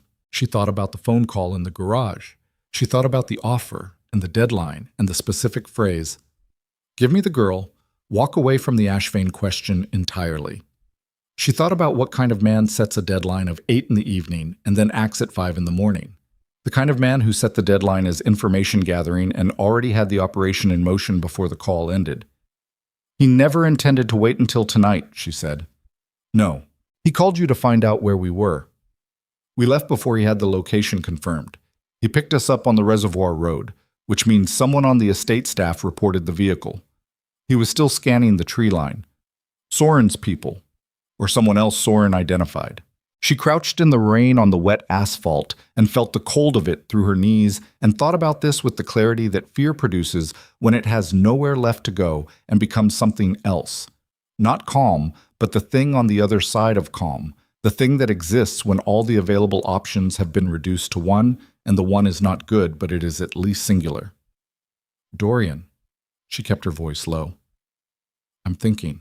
Stop thinking. She looked at him. If we stay here, they hold us until Rain's people arrive, and then this ends in a way we don't have input on. If we move, they have flanking positions we can't outrun on open ground. Those are the parameters. She paused. Unless the parameters are wrong. He looked at her. Drakkar is here himself, she said, which is not something a man in his position does unless something is driving him that isn't entirely Rain's agenda. Rain doesn't trust Drakkar enough to send him on an operation this significant without his own oversight, which means Drakkar is operating on a parallel motive. The Ashvane fortune. The Ashvane assets were never officially dispersed. The family was killed, but the legal estate went into permanent administrative hold because there was no confirmed death certificate for the full family line. She held his gaze through the rain. If I exist and I'm dead, the estate resolves to the city, which is under Rain's administrative influence. If I exist and I'm alive and I renounce any claim, it resolves to whatever Drakkar has positioned himself to acquire. He was very still. He's not here for Rain. He's here for himself, which means there's a gap between them. She looked at the vehicles, and a gap is a direction. Dorian looked at her in the rain and the dark, with 6 armed men between them and the road, and whatever was coming behind them, and she watched the calculations move across his face, fast and precise, the face of a man who has built an empire by finding the angles that other people didn't look at. Stand up, he said. What? Stand up, hands visible. He looked at her with the level, unblinking steadiness of a man who has committed to a direction. We're going to have that conversation. She stood up, Rain immediately. Full cold weight of it. She kept her hands where they could be seen. Across the road, Lucien Drakkar stepped out from behind the vehicle door. He was in dark clothing, hair plastered by rain, and the amused contempt that was his default expression was gone, replaced by something harder and more specific. The face of a man at the end of a long operation who is finally looking at the thing he came for. He looked at Selene. He looked at Dorian. He said, "This doesn't have to end badly for either of you." "You said that last time too," Dorian said. "At the ball, using different words. The situation's changed since the ball." "Has it?" "Rain is coming." Drakkar's voice dropped a register. Selene noted this, the change in pitch, the direction shift. Not performing for an audience now. Talking to them. "He's 20 minutes out. When he arrives, my involvement in this becomes invisible, and your options become considerably worse." He looked at Selene. "I can offer you something he won't." "You can offer me my own estate," she said. Something moved in Drakkar's face.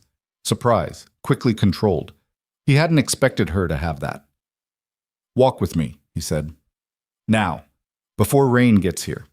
I'll provide you transport, documentation, and a legal claim structure that will hold up in 3 jurisdictions. The Ashvane estate in exchange for your cooperation in the transfer mechanism." "And Dorian?" A pause, short but complete. "Mr. Vexley can make his own arrangements," Drakkar said. She looked at Dorian. He was looking at Drakkar with the expression of a man who has heard something he expected to hear and is confirming its expected shape. "He needs me to sign it over," she said. To Dorian, not Drakkar. "That's what he needs me alive for. Rain needs me dead because dead resolves the legal estate to the city. Drakkar needs me alive because alive means I can sign. That's the split."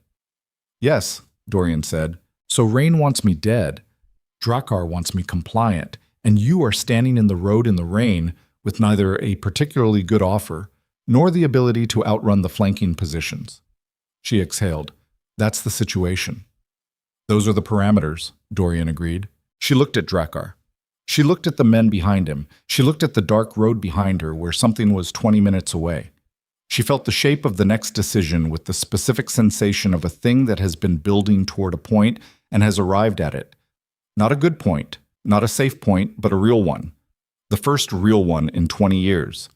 She thought about Castor Royne pressing a slip of paper into her hand in a corridor and saying, "You'll need this more than I will." She thought about this man's voice through a door when she was 7 years old. She thought about standing still for 20 years and what it had cost and what it had bought and what it hadn't bought and the difference between the two. "Lucien?" she said. He looked at her. "I'll tell you what I'll give you," she said. "I'll give you Octavius Rain." The rain came down.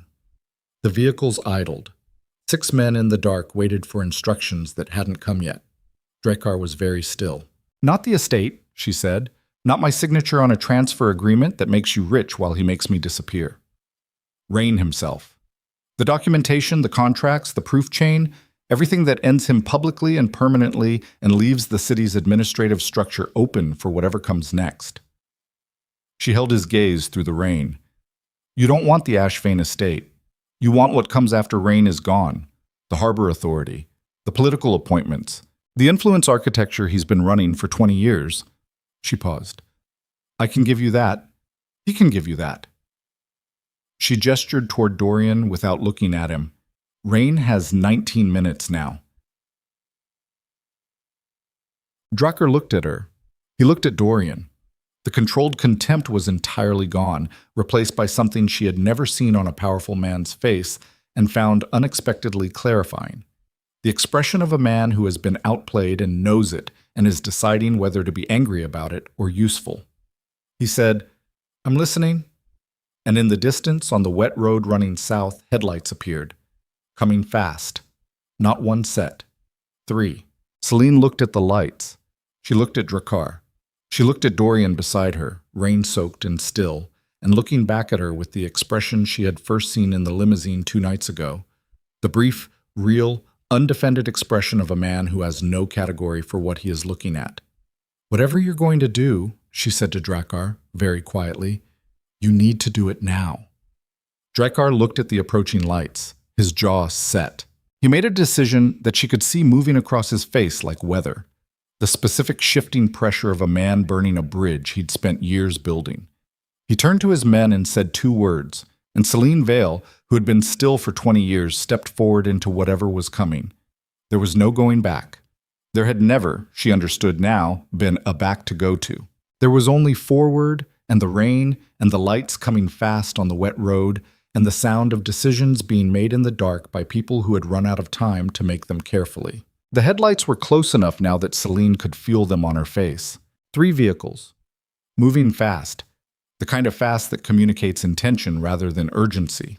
Not men rushing to a location, but men executing a sequence that had been rehearsed.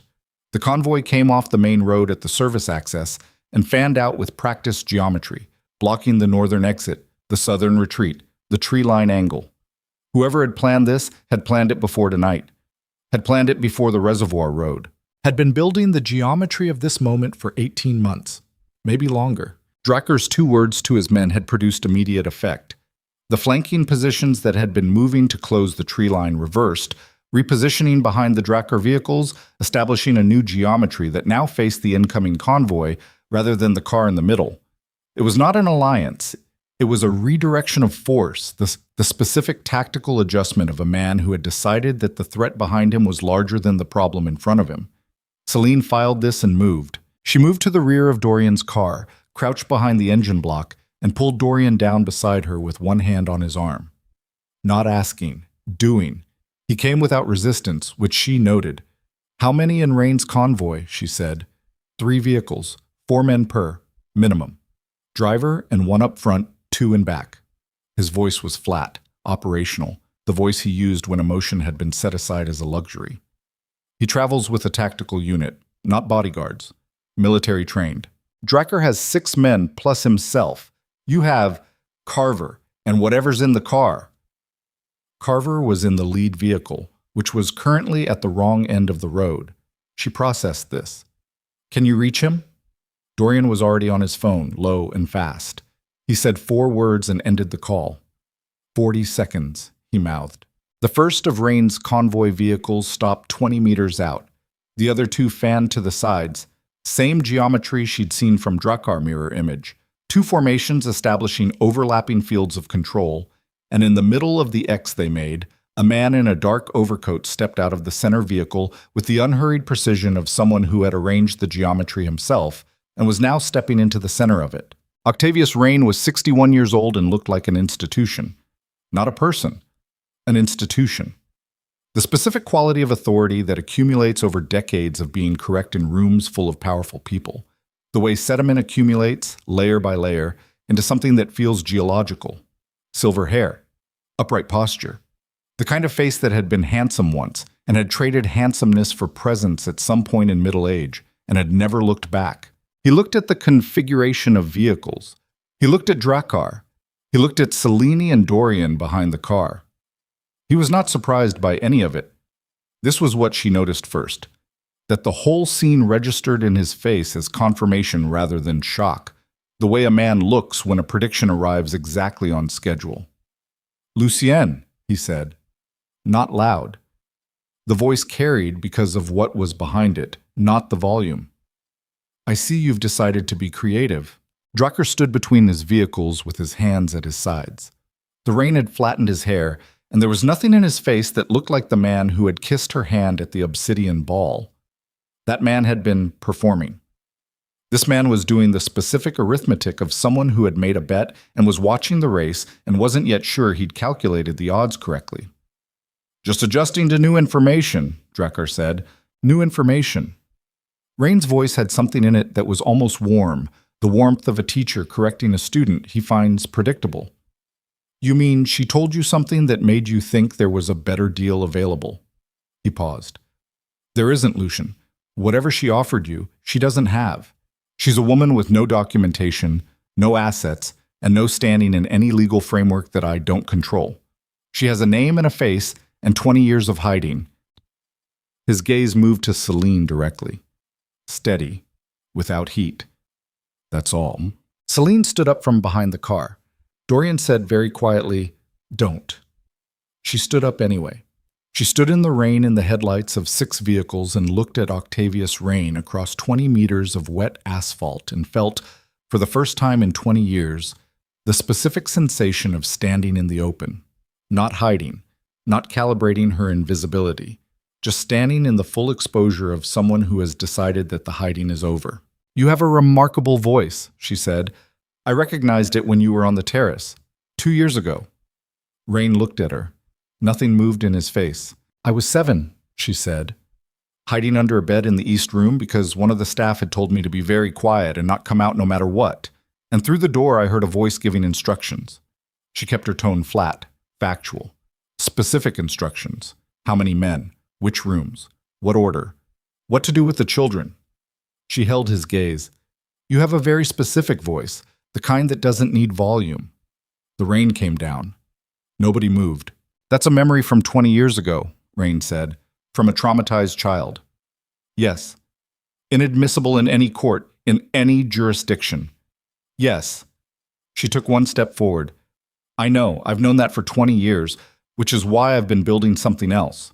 And then Carver hit Rain's rightmost vehicle from behind. The sound was enormous in the confined space of the road, the impact of a heavy vehicle moving at significant speed into a stationary one, the shriek of metal, the burst of glass, the rightmost vehicle spinning sideways into the tree line with its rear end destroyed. Carver had come off the service access from the north without headlights, had accelerated for the last 200 meters, and had hit the corner of the formation at the precise angle needed to remove one vehicle from the geometry without hitting the central cluster. The 6 seconds that followed were the 6 seconds in which every prepared plan became improvisation. Rain's men moved toward the impact site, 2 of them. The other 6 split, half toward Drekkar's vehicles, half toward Selene's position. Drekkar's men moved to meet them. And in the gap between the movements, the specific 2-second window when everyone's attention was drawn outward to the impact and no one was looking at the center, Dorian moved. She had seen him still. She had seen him contained. She had not yet seen him move at full operational speed, and it was different from how she would have described it from the outside. Not large or aggressive, but precise. The specific efficiency of someone who had stripped everything unnecessary from the act of getting from one point to another and left only what worked. He covered the distance to Rain's position in the time it took 2 of the men to reach Carver's vehicle, came at Rain from the left where the remaining guard was moving away from, and had the guard's weapon arm controlled before the guard had completed the turn, not clean. The guard got one hand free and the impact took Dorian in the ribs.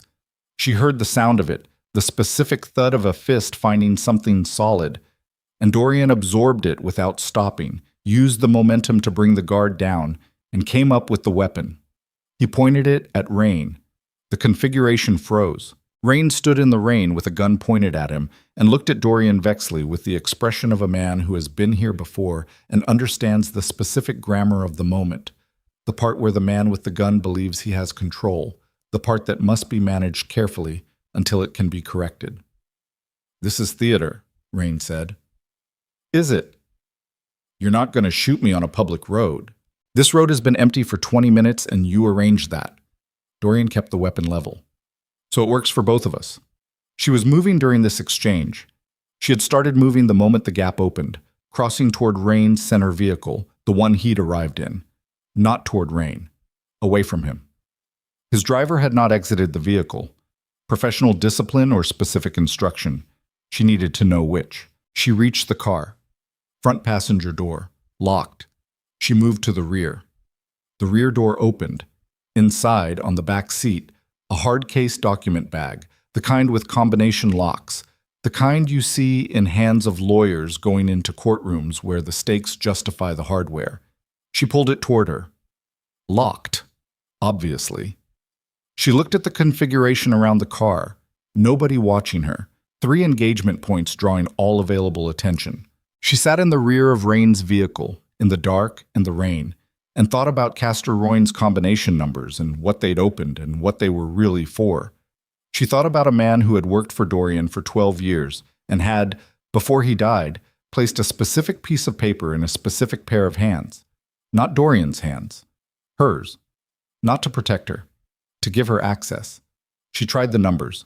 The first lock released. She stopped breathing for a moment. The second number. She turned the dial, her hands wet, the metal cold, the clicking of the mechanism very loud in the small, contained space of the car. She pressed the release. The second lock opened. She lifted the lid. Inside the document bag, in sealed plastic folders precisely organized by a system she could read in 3 seconds because the system was the same one used in Dorian's sub-level cabinet drawers. The same organizational logic, the same labeling protocol, the same hand, were 14 folders. The top one was labeled with a date, the night of the Ashvane massacre. She sat in Rain's car in the rain with her hands shaking for the first time. The first time in this whole sequence, the first time since the ball, the first time in longer than that. And she opened the folder. Inside, signed documents. Not surveillance photographs, not second-hand accounts. Signed documents. An operational authorization in the specific form used by Blackmere's Underground Executive Council. She knew this form, had seen its structure in the files in Dorian's sublevel, recognized the header and the signature fields, with 7 names on the signature lines. 7 names. Not 3. Not Rain acting alone. Not Rain and Drakkar and a logistics man. 7 names, each with a signature, each with a date. The specific collective authorization of a decision that had required enough people to sign off that it constituted not a crime, but a policy. She turned to the last page of the folder, the 7th signature. She sat very still. The name was one she had been hearing for 3 years, had seen on briefing documents, had heard spoken in the East Study during captain meetings, had filed without context, without connection, in the part of her memory that stored things that hadn't yet found their category. The 7th name on the authorization for the Ashvane massacre was Rainer Voss, Dorian's current second-in-command. She closed the folder.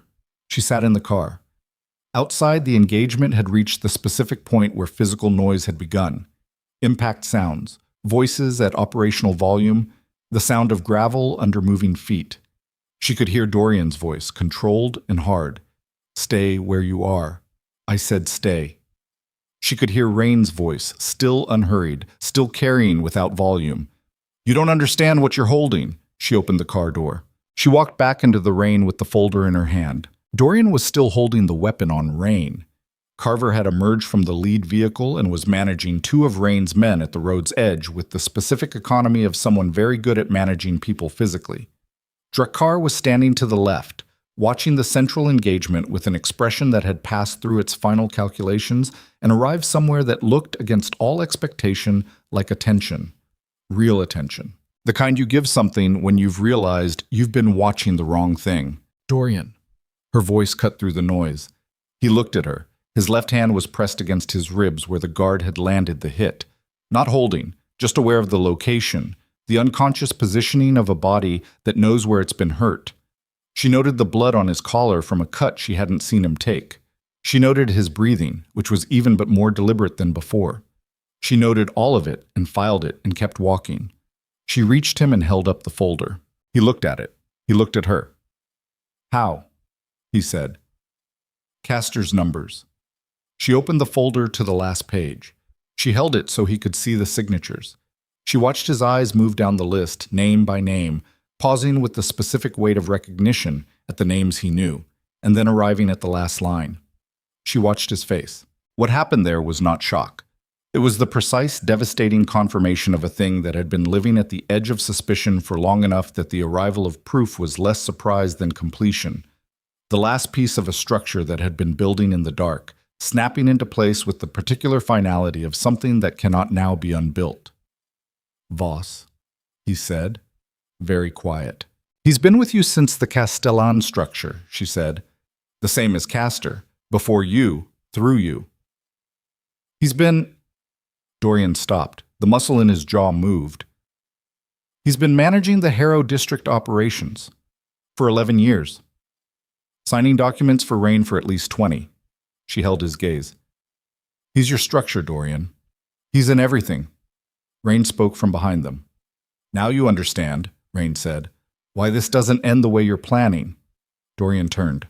Rain had not moved. He was standing in the same position, hands at his sides, rain on his silver hair and his dark overcoat. The expression of a man who has been waiting for the right moment, the way you wait for a river to reach the level that makes the crossing possible. Voss controls the Eastern Network, Rain said. The captain structure. The financial routing. If you move against him, the network reads it as an attack by you on your own structure and responds accordingly. You'll have a civil war inside your own organization within 48 hours. He paused.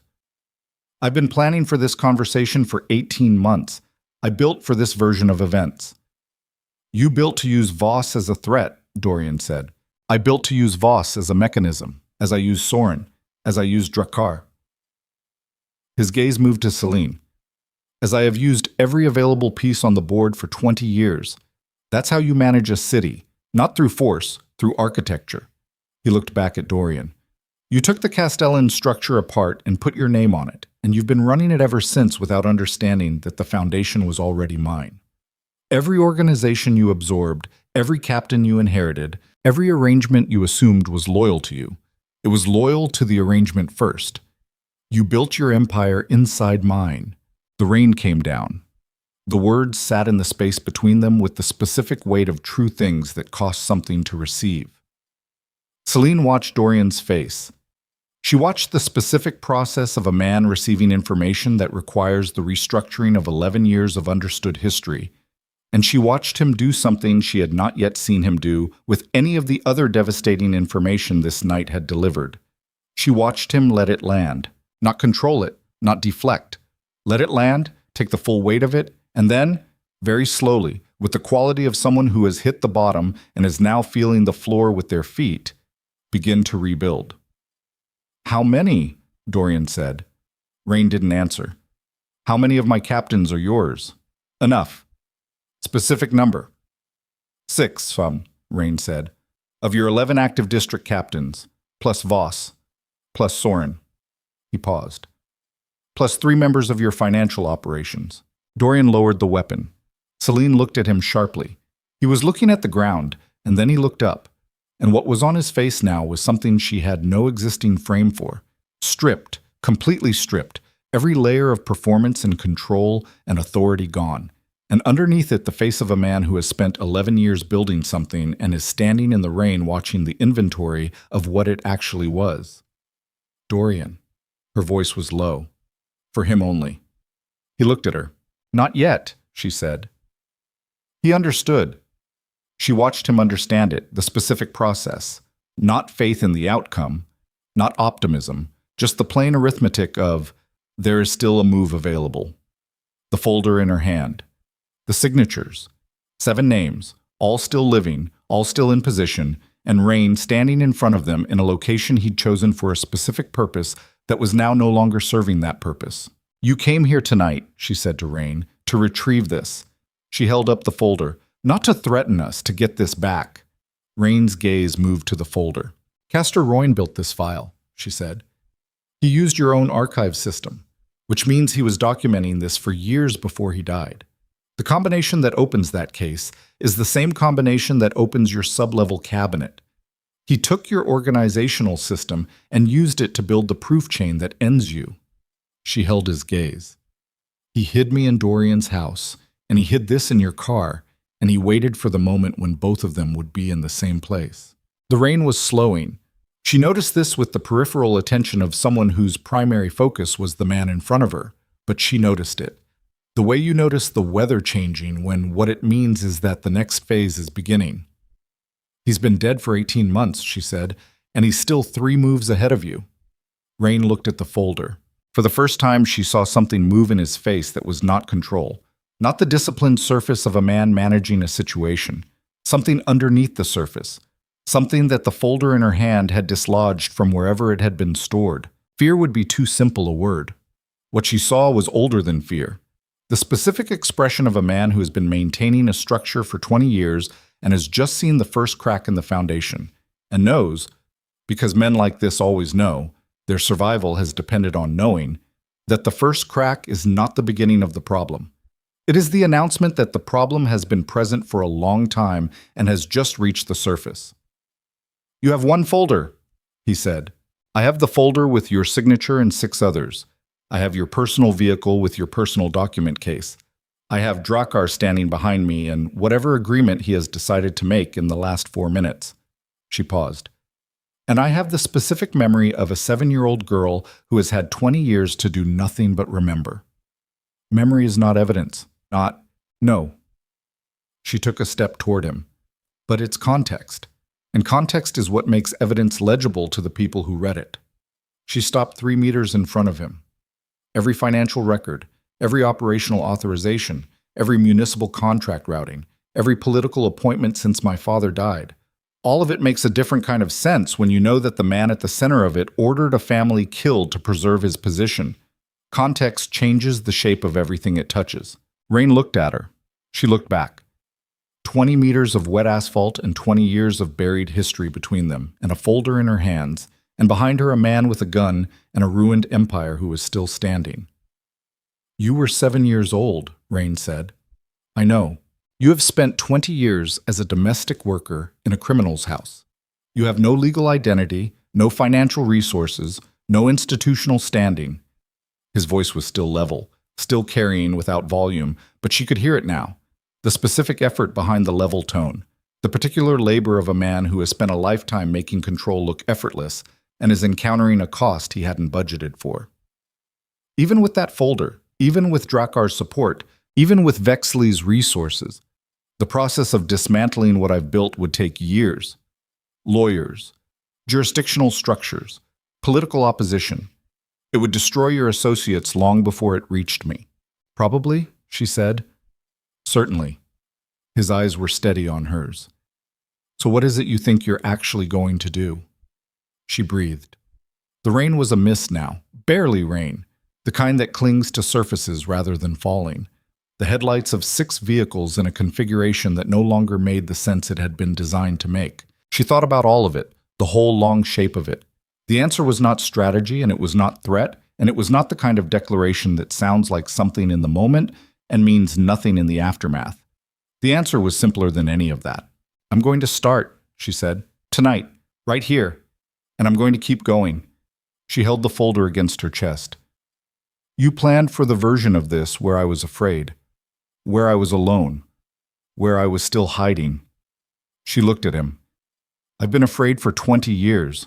I have been alone for 20 years. I have been hiding for 20 years. She stopped. I'm done with all 3. Behind her, she heard Dorian shift his weight, the sound of a man redistributing himself from injury adjacent to operational. The sound of a decision that had been made at some point in the last 4 minutes settling into his body. We need to move, he said. He was right. Whatever tactical grace the last 8 minutes had provided, it had a finite life. Rain still had men. The road was still closed at both ends. Whatever Drakar had decided had a shelf life measured in his perception of his own advantage, and that perception could shift. She turned from Rain and looked at Dorian. His face was the face of a man who has lost something enormous tonight. 11 years of assumed loyalty, 11 years of built certainty, the whole carefully constructed picture of what he'd made and who it belonged to. It was not a small loss. She did not pretend to him that it was a small loss. But he was still standing on a wet road in the rain, and he was holding the weapon, and he was looking at her like she was the operational direction. Carver, he said, without looking away from her. Ready? Carver said from the road's edge. Drakar. He looked over her shoulder. She turned. Drakar had moved during the exchange, had moved closer, and the expression on his face now was the one she had seen when she'd offered him Rain instead of the estate. Not eagerness. The specific quality of a man who is doing careful arithmetic and finding the numbers moving in a direction he hadn't expected and is revising his position accordingly. The folder, Drakar said, in exchange for the transport and the South Harbor access routes. No, she said. He looked at her. The folder stays with me, she said. You get the routes when this is done and not before. If you want a guarantee, you'll have to settle for the fact that I'm still alive and talking to you, which is more than Rain intended. She held his gaze. That's the offer.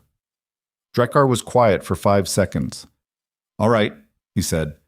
She turned back to Dorian. He was looking past her at Rain, who was still standing in the rain with the stillness of a man who has not yet decided what this moment requires of him. And Selene could see in Dorian's face the specific quality of someone looking at the man responsible for an architecture of betrayal that had been running through everything he'd built for 11 years, and she understood what it cost him to not use the weapon. Leave him, she said.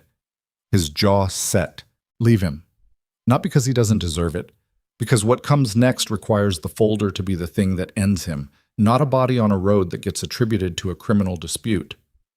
She held his gaze. We end him the way my father was trying to build something. In the open, where it can't be buried. Dorian looked at her for a long moment. He lowered the weapon.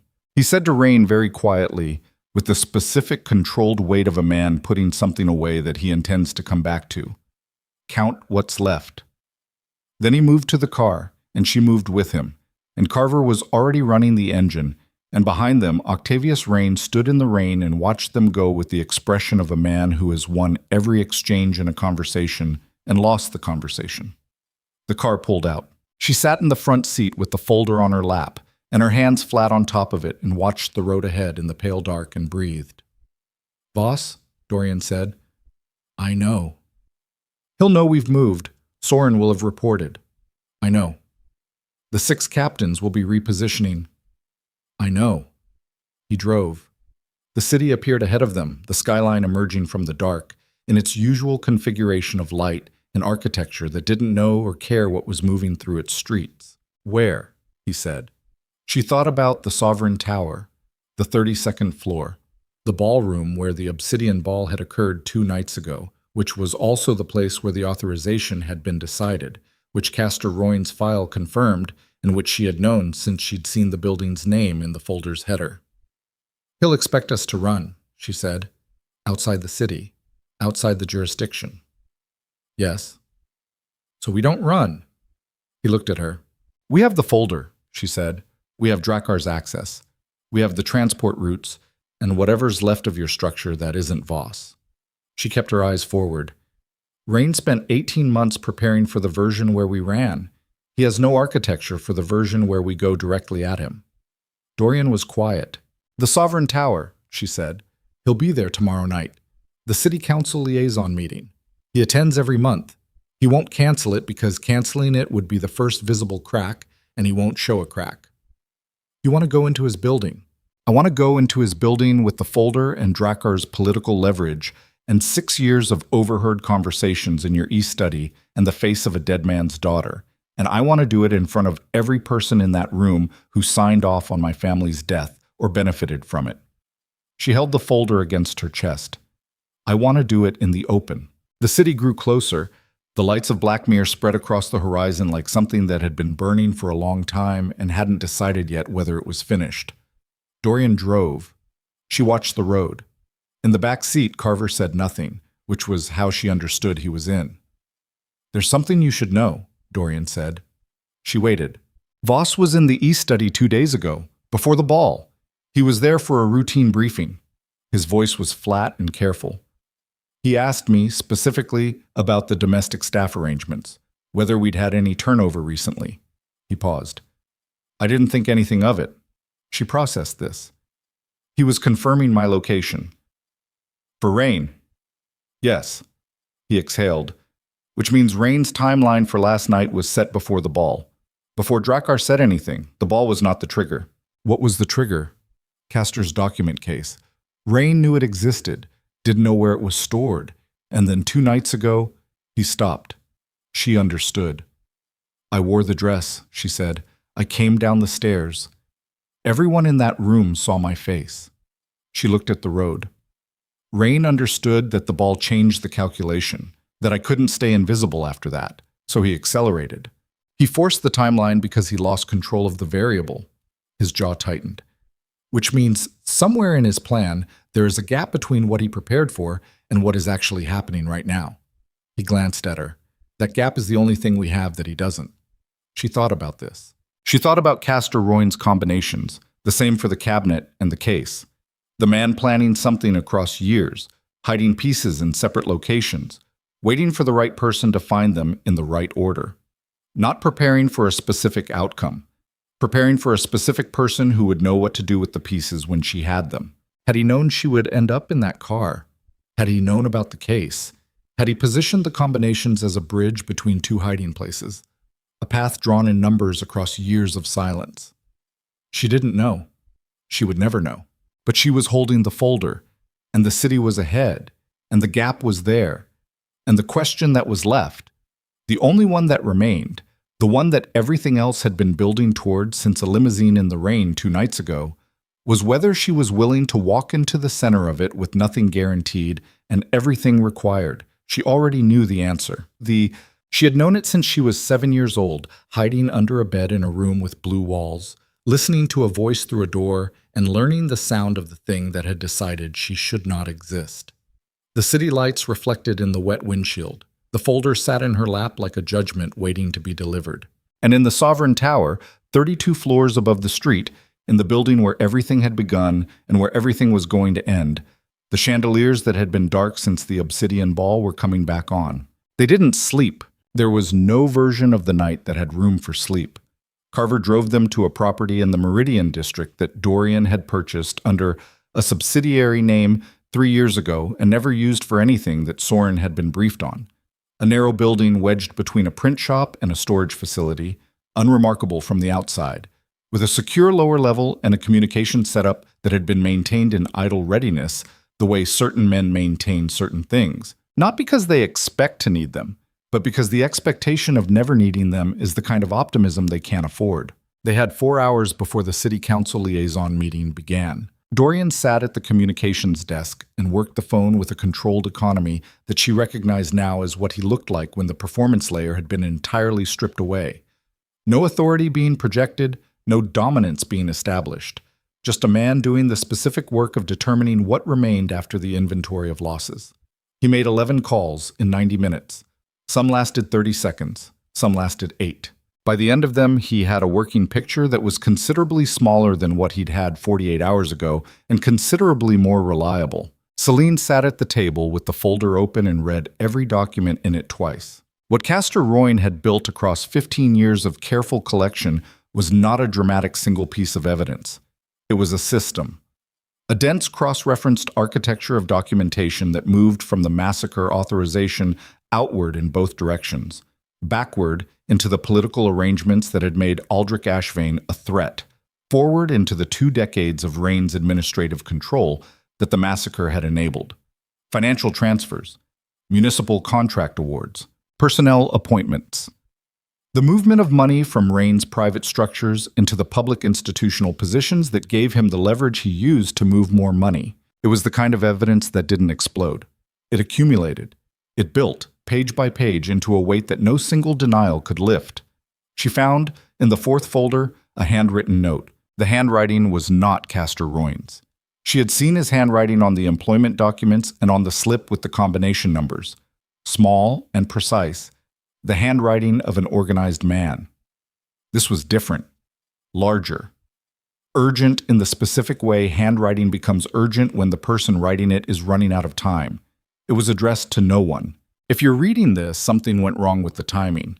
The case stays in the vehicle because the vehicle is the one place Rain won't search.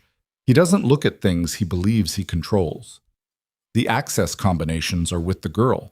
If she's found the case, she's ready. If she's found the case and she's with Vexley, then he's ready too, even if he doesn't know it yet. Aldrich Ashvane tried to build something that would have made this city better. He was killed for it by men who understood that better was a threat to them. His daughter survived it. That's not an accident. That's the most important fact in this file. Do what he couldn't. There was no signature. She sat with the note in her hands for a long time. Dorian finished his last call and set the phone down and was quiet. How many? She said. 4 captains I can confirm are clean, Carver, 2 financial operations people. He leaned back in the chair. Voss moved this morning.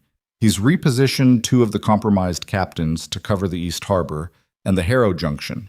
He thinks we're going to run through the south or try to make the northern checkpoint. He's preparing to contain us.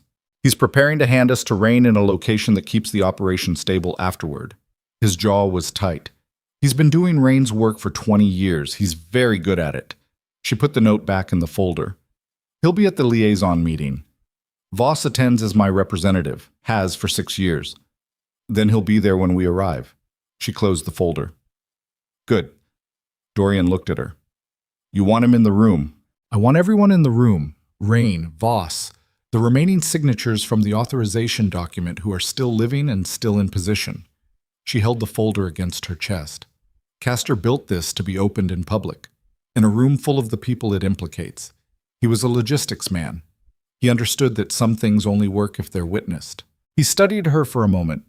You understand that Rain will have his own security in that building. Building staff he controls, private detail, possibly members of the compromised captain structure. The moment we appear, the options he's willing to exercise expand significantly. I know. People could get hurt. People have been getting hurt for 20 years. She looked at him. I'm not going to pretend this is clean. It isn't. It's never been clean. But there's a difference between a mess that buries something and a mess that surfaces it. She paused. We make the second kind. He was quiet. Drakar's access routes, she said. He has South Harbor political connections, 3 council members who owe him specific debts. Can he get them into the building before Rain controls the room? If he moved last night, yes. Did he move last night? Dorian looked at his phone. He made one more call. It lasted 40 seconds. He moved, he said.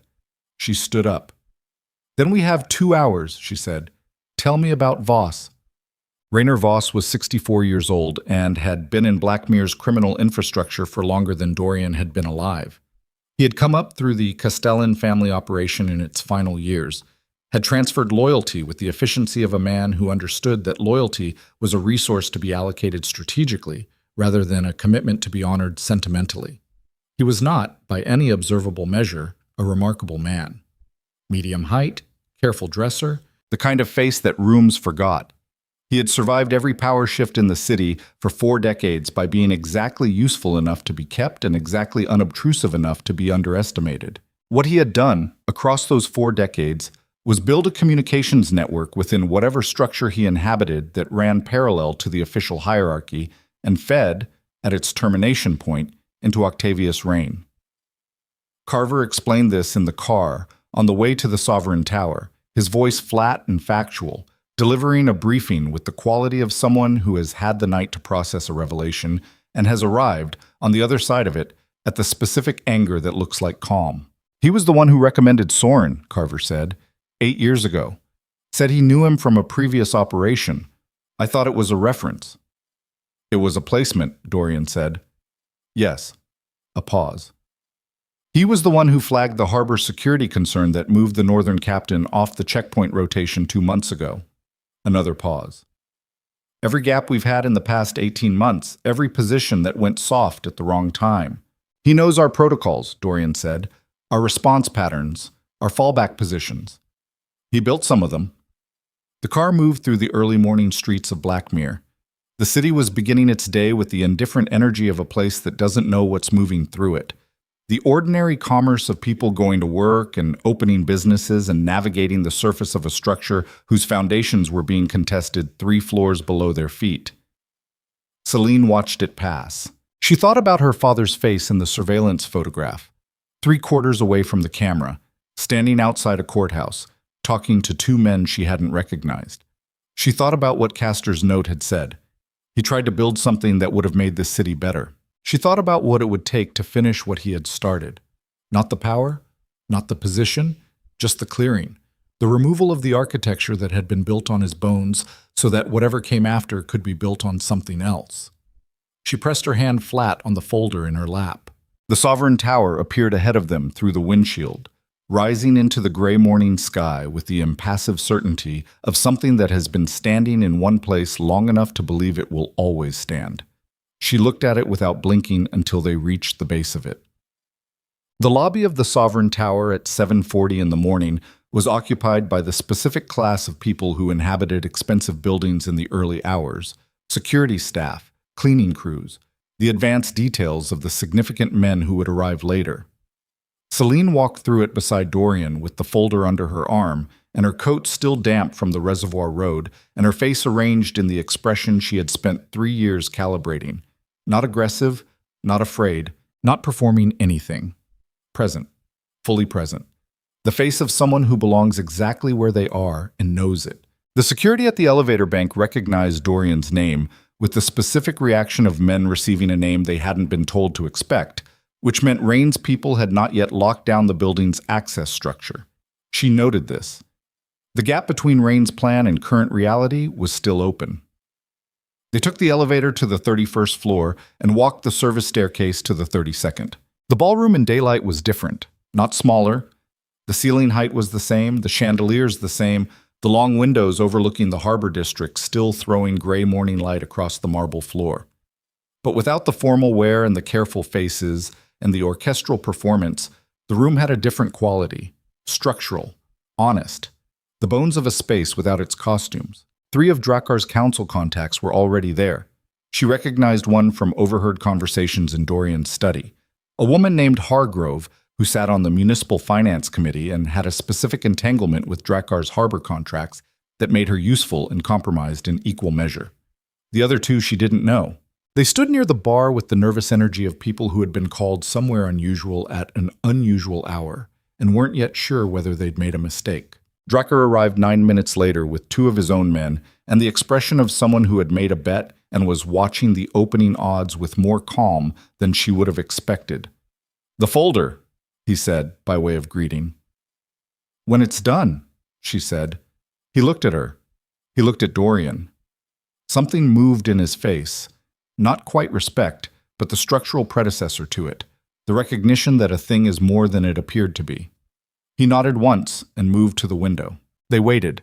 At 8:50, the elevator opened and Rainer Voss walked into the ballroom. He walked 4 steps in before he registered the configuration of the room. She watched the moment of registration cross his face. Not shock, not fear, the specific rapid processing of a man who has survived 40 years by reading rooms faster than rooms could read him. His eyes moved. Dorian, Selene, Carver at the far door. Drakar by the window, the council members.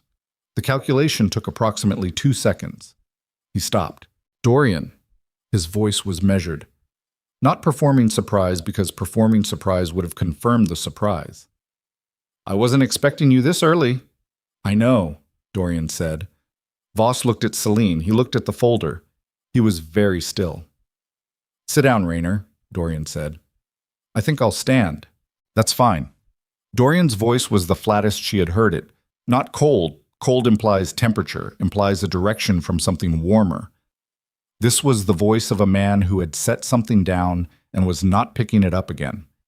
"I'm going to ask you something, and I want you to understand that I've read the document in her hands, and I have the verification chain, and I'm not asking because I need the information. I'm asking because I want to hear you say it." Voss said nothing. 20 years ago," Dorian said, "you signed a document authorizing the Ashvane family massacre. Yes or no?" The room was very quiet. Outside, the harbor was beginning its day. Cranes moved, gulls crossed the gray sky. "You were 22 years old," Voss said. His voice had shifted. Not softer, but older. The register of a man setting down a weight he's been carrying long enough that he's forgotten what it was originally called. "You don't know what this city was, what it required. Your father was a foot soldier for the Castellans. He died a foot soldier. You made yourself into something else, and you did it by taking apart a structure that was already in the process of being taken apart by other forces. You didn't build on clean ground, Dorian. There is no clean ground in Blackmere. There never has been. Yes or no? Dorian said. A long silence. Yes, Voss said. The words settled into the room like something falling from a great height and hitting the floor. Hargrove by the window made a sound that wasn't quite a word. Selene opened the folder. She did it slowly, with the deliberateness of someone performing a specific and final act. She took the authorization document, the first page, the 7 signatures, and she walked to the center of the room and she placed it on the table that occupied the space where, at the Obsidian Ball, the orchestra had set up. She smoothed it flat with one hand. She looked at the council members. This is a signed operational authorization for the murder of Aldrich Ashvane, his wife, and their household. Dated 20 years ago. 7 signatures. 3 of the signatories are dead. 4 are not. She looked at Voss. One of them is in this room. Those documents have no legal standing, Voss began. They have contextual standing, Hargrove said, her voice tight. Against the financial records, against the contract awards, against the appointment histories. She was looking at the document with the expression of a woman rapidly recalculating the structural position she'd occupied for years. If this goes to the committee, it goes further than the committee, Drucker said from the window. It goes to the Federal Accountability Office, which my legal structure has already prepared a submission for, contingent on this morning's outcome. Voss looked at Drakkar with something that was almost admiration. You pivoted quickly. I'm a practical man. You're a man who identified the winning side 24 hours ago and relocated your investment. Voss's voice had the exhausted, stripped quality of someone who has stopped performing. We're all practical men in this room. That's the city's entire problem. Sit down, Rayner, Dorian said again. This time, Voss sat. Beset. Octavius Rain arrived at 9:17. He came through the main elevator with two of his private security and the specific, unhurried quality of a man who has arranged every element of the space he's walking into. He was in a charcoal suit, the same shade, she noticed, as the man in Castor's 20-year-old photograph, and his silver hair was immaculate, and his posture was the posture of a man who has been the most important person in every room he's entered for 40 years and has stopped noticing it the way you stop noticing the weight of your own body. He saw the room's configuration and stopped.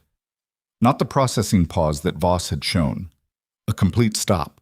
The full-body stillness of a man whose prepared scenario has been replaced by something he has no prepared response for. His security moved forward.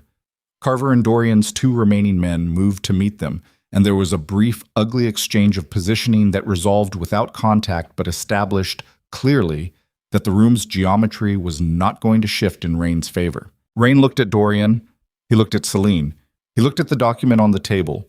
He looked at Voss, sitting in the chair with his hands flat on his knees, and the expression of a man who has already made his accounting and is waiting for the rest of the room to catch up.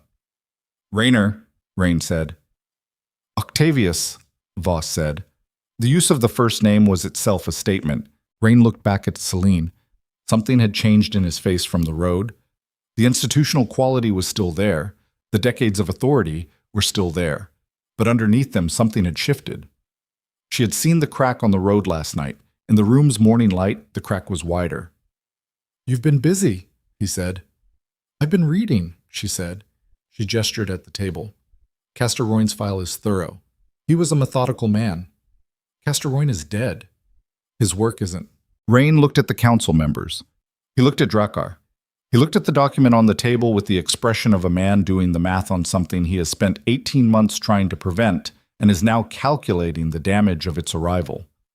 Whatever you believe you have, he said, the legal architecture of this city runs through structures I've spent 40 years building. A single document. 14 folders, she said. The document on the table is the introduction. The rest is the argument. She picked up the folder and held it out to him, not offering it, showing it. Authorization, financial transfer chains, municipal contract histories, personnel files, 20 years of the city's institutional structure mapped against the financial records that explain how it was built and what it was built to protect. He didn't take it. You were a child, he said. You keep saying that because it's the relevant fact. You were a child, and your father was a man who understood what he was involved in. And the decision that was made 20 years ago was the kind of decision that gets made in cities that run the way this one runs. His voice was level, still carrying without volume, but the effort behind it was audible now.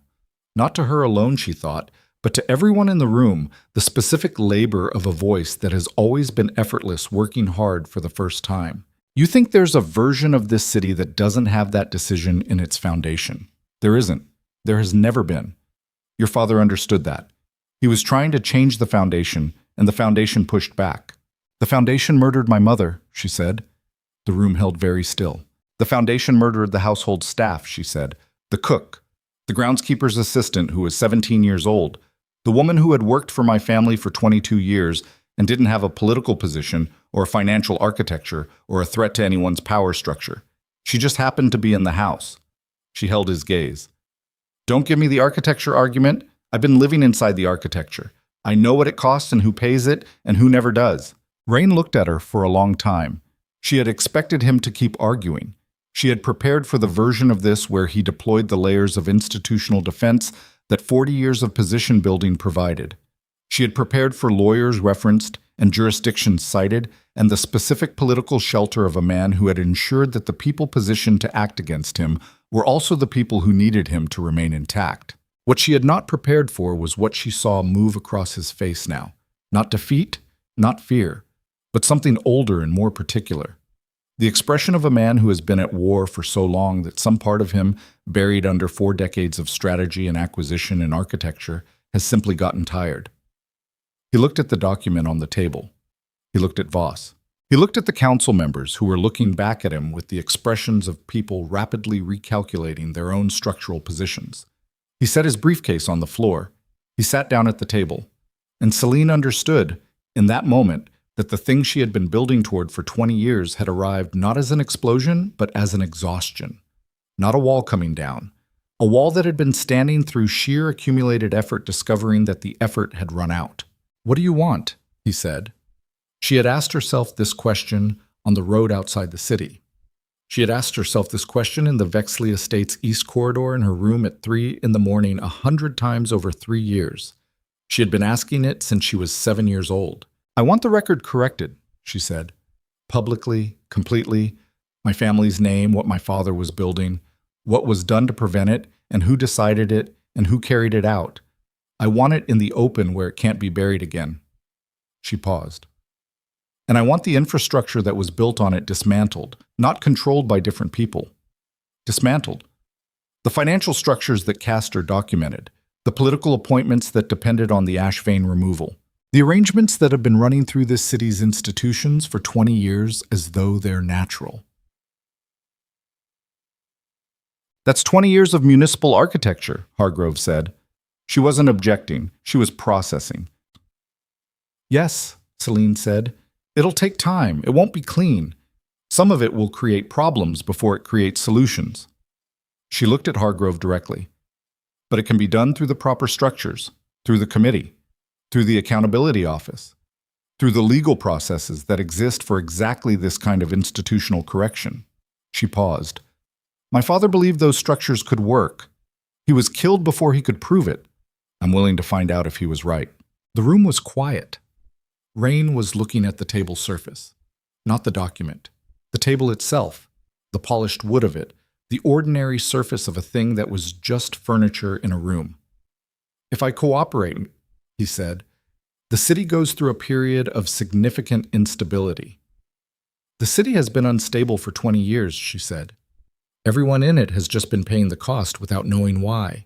Some of the structures I've built, the legitimate ones, the actual institutional work, some of that holds the city together in ways you won't see until it's gone. Then we preserve what holds and we remove what kills," she said. "That's the work. I'm not asking for perfection. I'm asking for honesty about the foundation." Rain was quiet for a long time. Then he looked up at her and said, "Your father would have been a formidable man." She said nothing. "He was already formidable," Rain said. "That was the problem," he exhaled. "He was the first person in 40 years who made me believe the foundation could actually change." He paused, and his voice had something in it now that she had never heard from him and did not have an easy name for. "I was afraid of what came after. The instability, the vacuum, the things that move into vacuums." His jaw tightened. "That's not an excuse. I'm not offering it as one." "I know," she said. "Then what are you offering it as?" "Context," she said.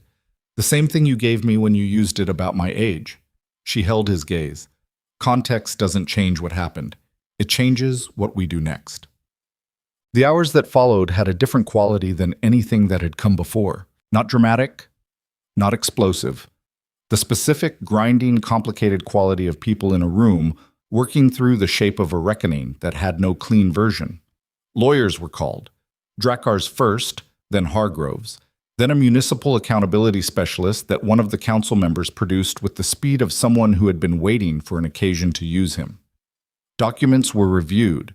The folder's contents were examined, corroborated against the institutional records that the council members had access to through their positions, the cross-referencing producing the cumulative weight that Castor Royne had designed it to produce. Voss answered questions for 2 hours with the flat, factual cooperation of a man who had made his accounting and was proceeding without resistance. He named names. He described arrangements. He mapped 20 years of the city's shadow infrastructure with the comprehensive knowledge of someone who had built significant portions of it. Rain spoke less, but when he spoke, he was precise. She sat at the table through all of it. She did not perform anything. She listened, and she answered questions when she was asked, and she held the folder, and she breathed. Dorian sat beside her. He did not speak often either. He was doing his own internal accounting, she understood, going back through 11 years of built certainty and locating the places where the substructure had been different from what he'd believed, the work of a man rebuilding a picture while sitting in the frame of it. She didn't interrupt that process. It was his to do. At one point, in a gap between the lawyers conferring, he said quietly, to her and no one else, Voss recommended Soren because he knew Soren would never report anything that threatened the arrangement. He didn't place him to watch me. He placed him to protect me from knowing. She thought about this. He was protecting the arrangement by keeping you functional. I've been running an empire for 11 years that was designed to run without ever knowing what it was running on. His voice was flat. He kept me in the dark because a useful operator in the dark was more valuable to Rain than a hostile operator who knew. Castor put me in your house because he believed you'd be different if you knew, she said. He bet on a version of me that hadn't been tested yet. She looked at him. It's been tested now. He met her gaze. Something moved in his face. Not the brief, undefended expression she'd seen in the limousine, not the rawness she'd seen at the Reservoir Road, but something more settled, something that had weight and knew it had weight and was not trying to be anything else. Yes, he said. It has. The municipal accountability filing went in at 2 in the afternoon. It named 7 individuals. It included the authorization document as primary evidence and Castor Royne's full file as the supporting documentation structure. It named the Ashvane massacre as an organized criminal action with political authorization, and it named the 20-year institutional arrangement that had followed it as its intended outcome. Hargrove filed it herself, from the committee access she had held for 6 years and never, until today, used against the structure that had provided it. She did it with the specific quality of a person doing something that will cost them significantly and has decided the cost is worth paying, which was, Selene thought, the most honest she had ever seen a politician look. The 3 remaining living signatories of the authorization document, men Selene had never met, whose names she had first read in Castor's folder that morning, were contacted through their legal representatives by 4 o'clock. Rain made one call himself. She did not ask to whom. Whatever it was, it produced within the hour the beginning of the structural withdrawals that the Accountability Office needed to begin the formal process. Not a confession, not a surrender. The specific bureaucratic mechanics of a man who has decided that the cost of continued resistance exceeds the cost of managed exposure. Dorian spent the afternoon doing what the afternoon required. Contact by contact, captain by captain, the painstaking reconstruction of what his operation actually was versus what he had believed it to be. Carver managed the physical logistics. 2 of the compromised captains, when contacted directly by Dorian rather than through Voss's network, made the same calculation that Drakkar had made on the road and realigned. The remaining 4 were more complicated, and Dorian said nothing about them to her, and she asked nothing, understanding that there were parts of this that were not hers to navigate and that her father's project was not to eliminate the city's criminal infrastructure in a single day, but to begin the process of distinguishing between what could be made legitimate and what couldn't. It was slow and difficult and ugly and real. She did not pretend it was anything else. Voss left the building at 5 o'clock under a formal accountability arrangement that was not quite custody and not quite freedom. The specific legal gray zone of a cooperating witness whose testimony was more valuable intact than his incarceration was symbolically satisfying. He walked to the elevator without looking back. At the elevator door, he stopped. He turned and looked at Selene across the length of the room. For what it's worth, he said, Castor Royne talked about you in the last year before he died. Not specifically. He never said your name, but he talked about a debt he had, something he'd been carrying since the Ashvane event. He paused. I didn't understand it then. I thought it was sentimentality. He looked at the folder in her hands. It wasn't sentimentality. She said nothing. He was the one who got you out that night, Voss said. Not someone he'd sent. Him, personally. He paused again, and his voice had the quality of a man returning something he'd held onto for too long. I saw him leave. I didn't know why, and I didn't ask, because there were other things to manage that night. By the time I understood what he'd done, it was done. He looked at her for another moment. He called it the one right thing in a long list of wrong ones. The elevator door opened. He went in. The door closed. She stood in the room and breathed and felt the shape of what Castor Royne had been carrying for 15 years, the specific weight of a man who had been present for something monstrous and had taken one child out of it and built the rest of his life around making that single act count for something. She felt the shape of it, and she let herself feel it, and then she put it down, carefully, in the place where things go that are finished. Net. Octavius Rain left last. His security had been relieved by the accountability representatives who had arrived by mid-afternoon, and he walked to the elevator alone, briefcase in hand, with the posture of a man who has set something down that he has been carrying for a very long time and has found that the setting down does not produce the relief he had imagined, but something else, something that doesn't have a clean name. At the door he stopped, the same way Voss had stopped. He looked at Selene. He looked at her for a long time, with the expression of a man doing the final accounting of something and not finding the number he expected. Your father, he said, wrote me a letter. 3 weeks before he died. He knew what was coming, or suspected. He wrote to offer a negotiated transition, said he understood the fear of the vacuum, said he'd work with the existing structures rather than against them if the existing structures would allow the transparency mechanisms he was building. He paused. I didn't respond. She looked at him. I've thought about that letter for 20 years, he said. She didn't offer him absolution. She didn't offer him condemnation. She looked at him with the plain, unperforming look of someone who has heard something true and is simply receiving it. Then think about it for 20 more, she said. He went.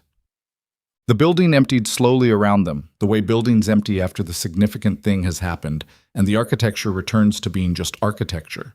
Drakker's people left. The council members left. The lawyers collected their materials and went to the places lawyers go when the immediate work is done and the long work is beginning. Carver stood at the far door with the quiet patience of a man who has been on duty for 26 hours and intends to remain so until he's relieved. Dorian stood at the window, the same window where he'd stood in his study, looking at the city 2 mornings ago, before either of them had said the name Ashvane out loud in the same room. He was looking at the harbor now, in the late afternoon light that had finally broken through the cloud cover. The day's first actual sun, the harbor lit amber and gold with it. The container ships moving their slow commerce through light that made them look like something other than what they were. Selene set the folder on the table. She walked to the window and stood beside him. Neither of them spoke for a while. What happens now? He said eventually. The accountability process, the legal structure. Months, probably. Longer. She watched the harbor. The Ashvane estate goes into formal review. There's a process for that. It'll take time. And you. I have a legal identity to rebuild, 20 years of it. That takes time too. She paused. I have work to do. Here. Yes. Here. She looked at him. This is the city. It's the one my father tried to fix and the one someone tried to bury me alive to preserve. I'm not leaving it. She held his gaze. What about you? He was quiet. You have 6 captains to sort out and a financial structure to audit and 11 years of operational history to review against what you found out this morning. She paused. That's the work. That's what's in front of you. Some of it can't be made legitimate, he said, not defending it, naming it. I know. I'm not a reformable structure, Selene. I'm not asking you to reform. She looked back at the harbor. I'm asking you to be honest about the difference between what you are and what you were used as. Those are different problems. She paused. Castor Royne thought you were capable of that distinction. Castor Royne was a man who had developed an interest in the consequences of optimism. Yes, she said, and he was right. Dorian was quiet for a moment. Then he made the sound she'd heard once before. Not quite a laugh, short and involuntary, and immediately half suppressed, but real. She looked at him. He was right, Dorian said, and the way he said it had the quality of a man confirming something that costs him something to confirm and paying the cost anyway. The harbor light came through the window. Below them, the city moved. 6 months later, the accountability proceedings were still running. They would run for another year at minimum, through the specific institutional machinery that had been designed for exactly this kind of reckoning and had never, until now, been pointed at a target quite this large. 3 of the 7 signatories had entered formal cooperation agreements. 1 had died, natural causes, according to the documentation, which the Accountability Office reviewed with appropriate skepticism and ultimately accepted. The remaining 3 were in various stages of legal process that would outlast the current political cycle and the one after it. The Ashvane Estate Review had produced a legal identity. It was a bureaucratic document, technically, a restored vital record, a citizenship confirmation, a name returned to the rolls of the living. But she had held it in her hands in the Accountability Office when it came through and felt the weight of it, the specific gravity of a thing that had been absent for 20 years and was now present again. Selene Ashvane. She kept Vale as a secondary name on the documents where she had choice. It seemed right. It was the name she had survived under, the name Castor had given her. She wasn't interested in erasing it. The Vexley operation was in the process of being sorted, which was a complicated and ongoing word for a complicated and ongoing process. 4 of the 11 captains had been restructured into legitimate operations, not without difficulty, not without resistance, but with the specific stubbornness of a man who had decided to know what he was and to do something with the knowing. 2 of the remaining captains had separated from the structure of their own decision. The last 2 were in legal proceedings. Dorian was not, by any definition anyone would use, a reformed man.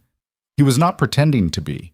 He was a man who ran a significant portion of a city's underground economy with greater awareness of what that meant than he'd had before, and who had drawn a number of lines that hadn't existed before, and who was doing the slow, ugly work of learning what his actual structure was rather than the version he'd been allowed to believe in. She had seen him twice in the intervening months for reasons that were professional: accountability process requirements, legal consultations involving the operational overlap between the Vexley structure and the Ashvane Estate Review.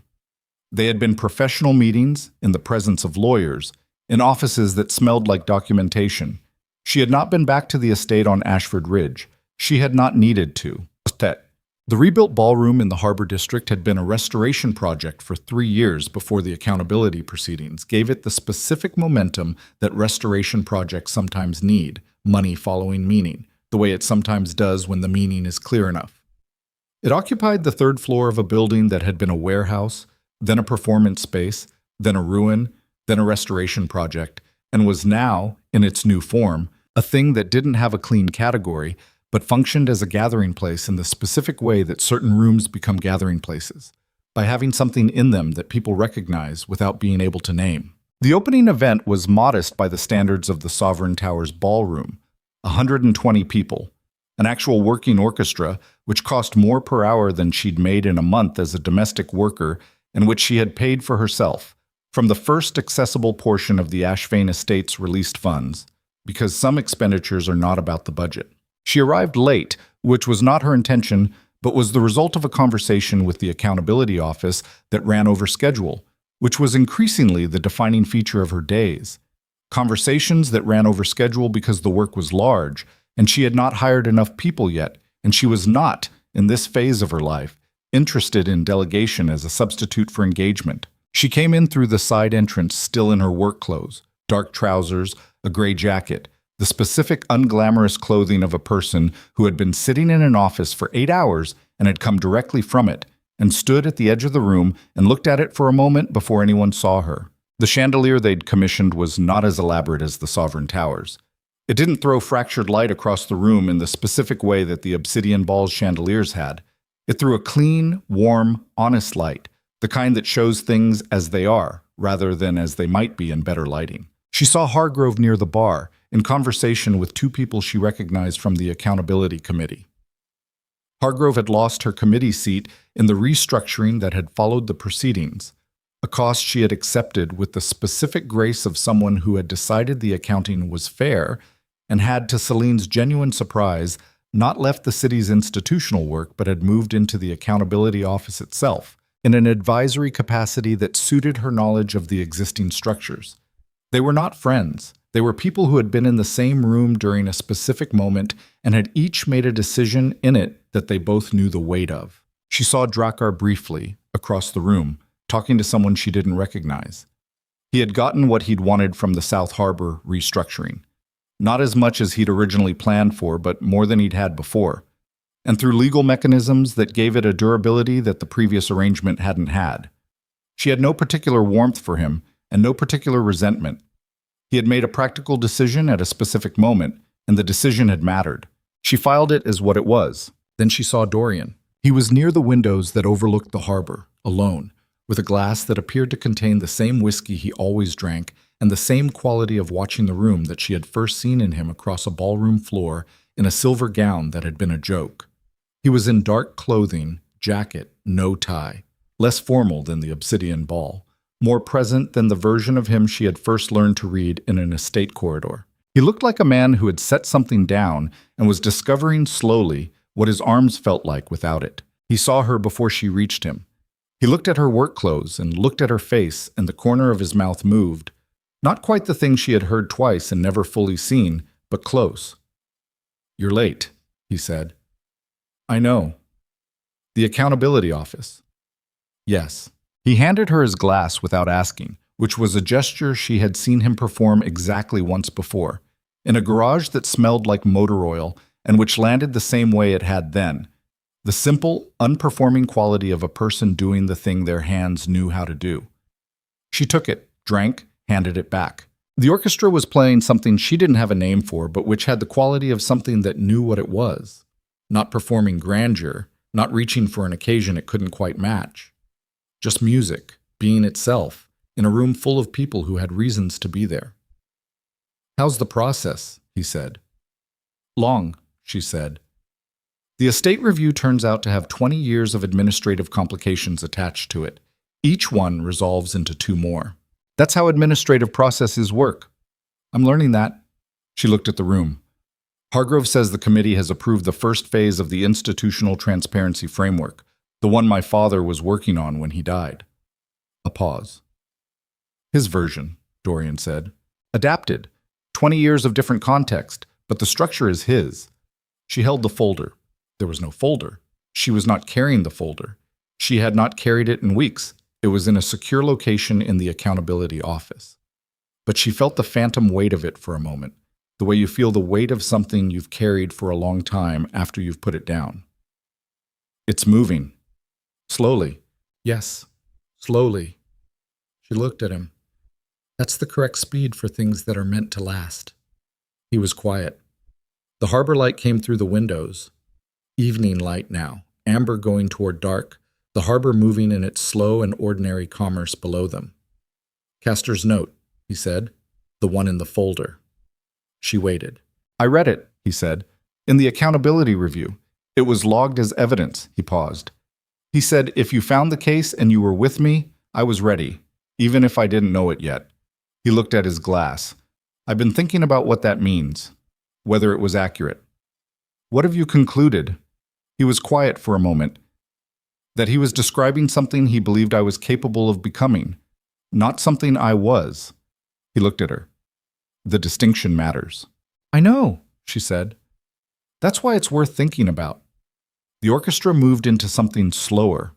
Around the room, people shifted, conversation changing register, the particular quality of an evening moving from beginning to middle.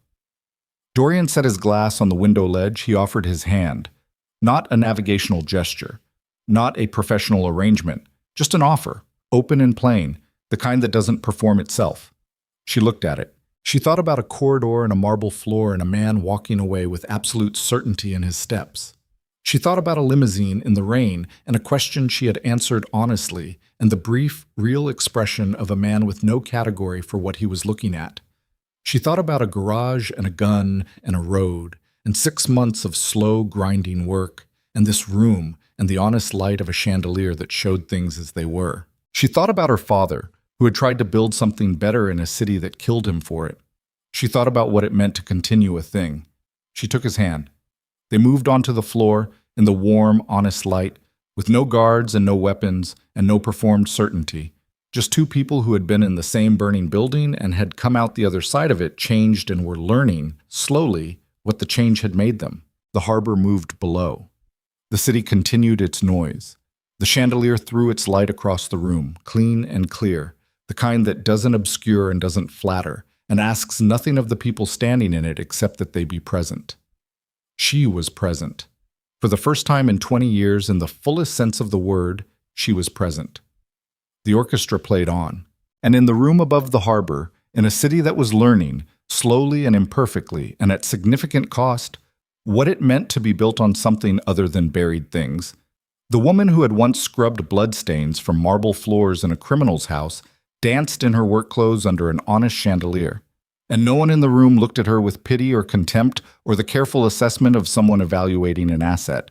They looked at her the way you look at someone who has done something real, without quite having a name for what they were seeing, but knowing, the way rooms sometimes know things before they have language for them, that it mattered, that it had always mattered, and that the woman at the center of it had known this longer than any of them had been paying attention.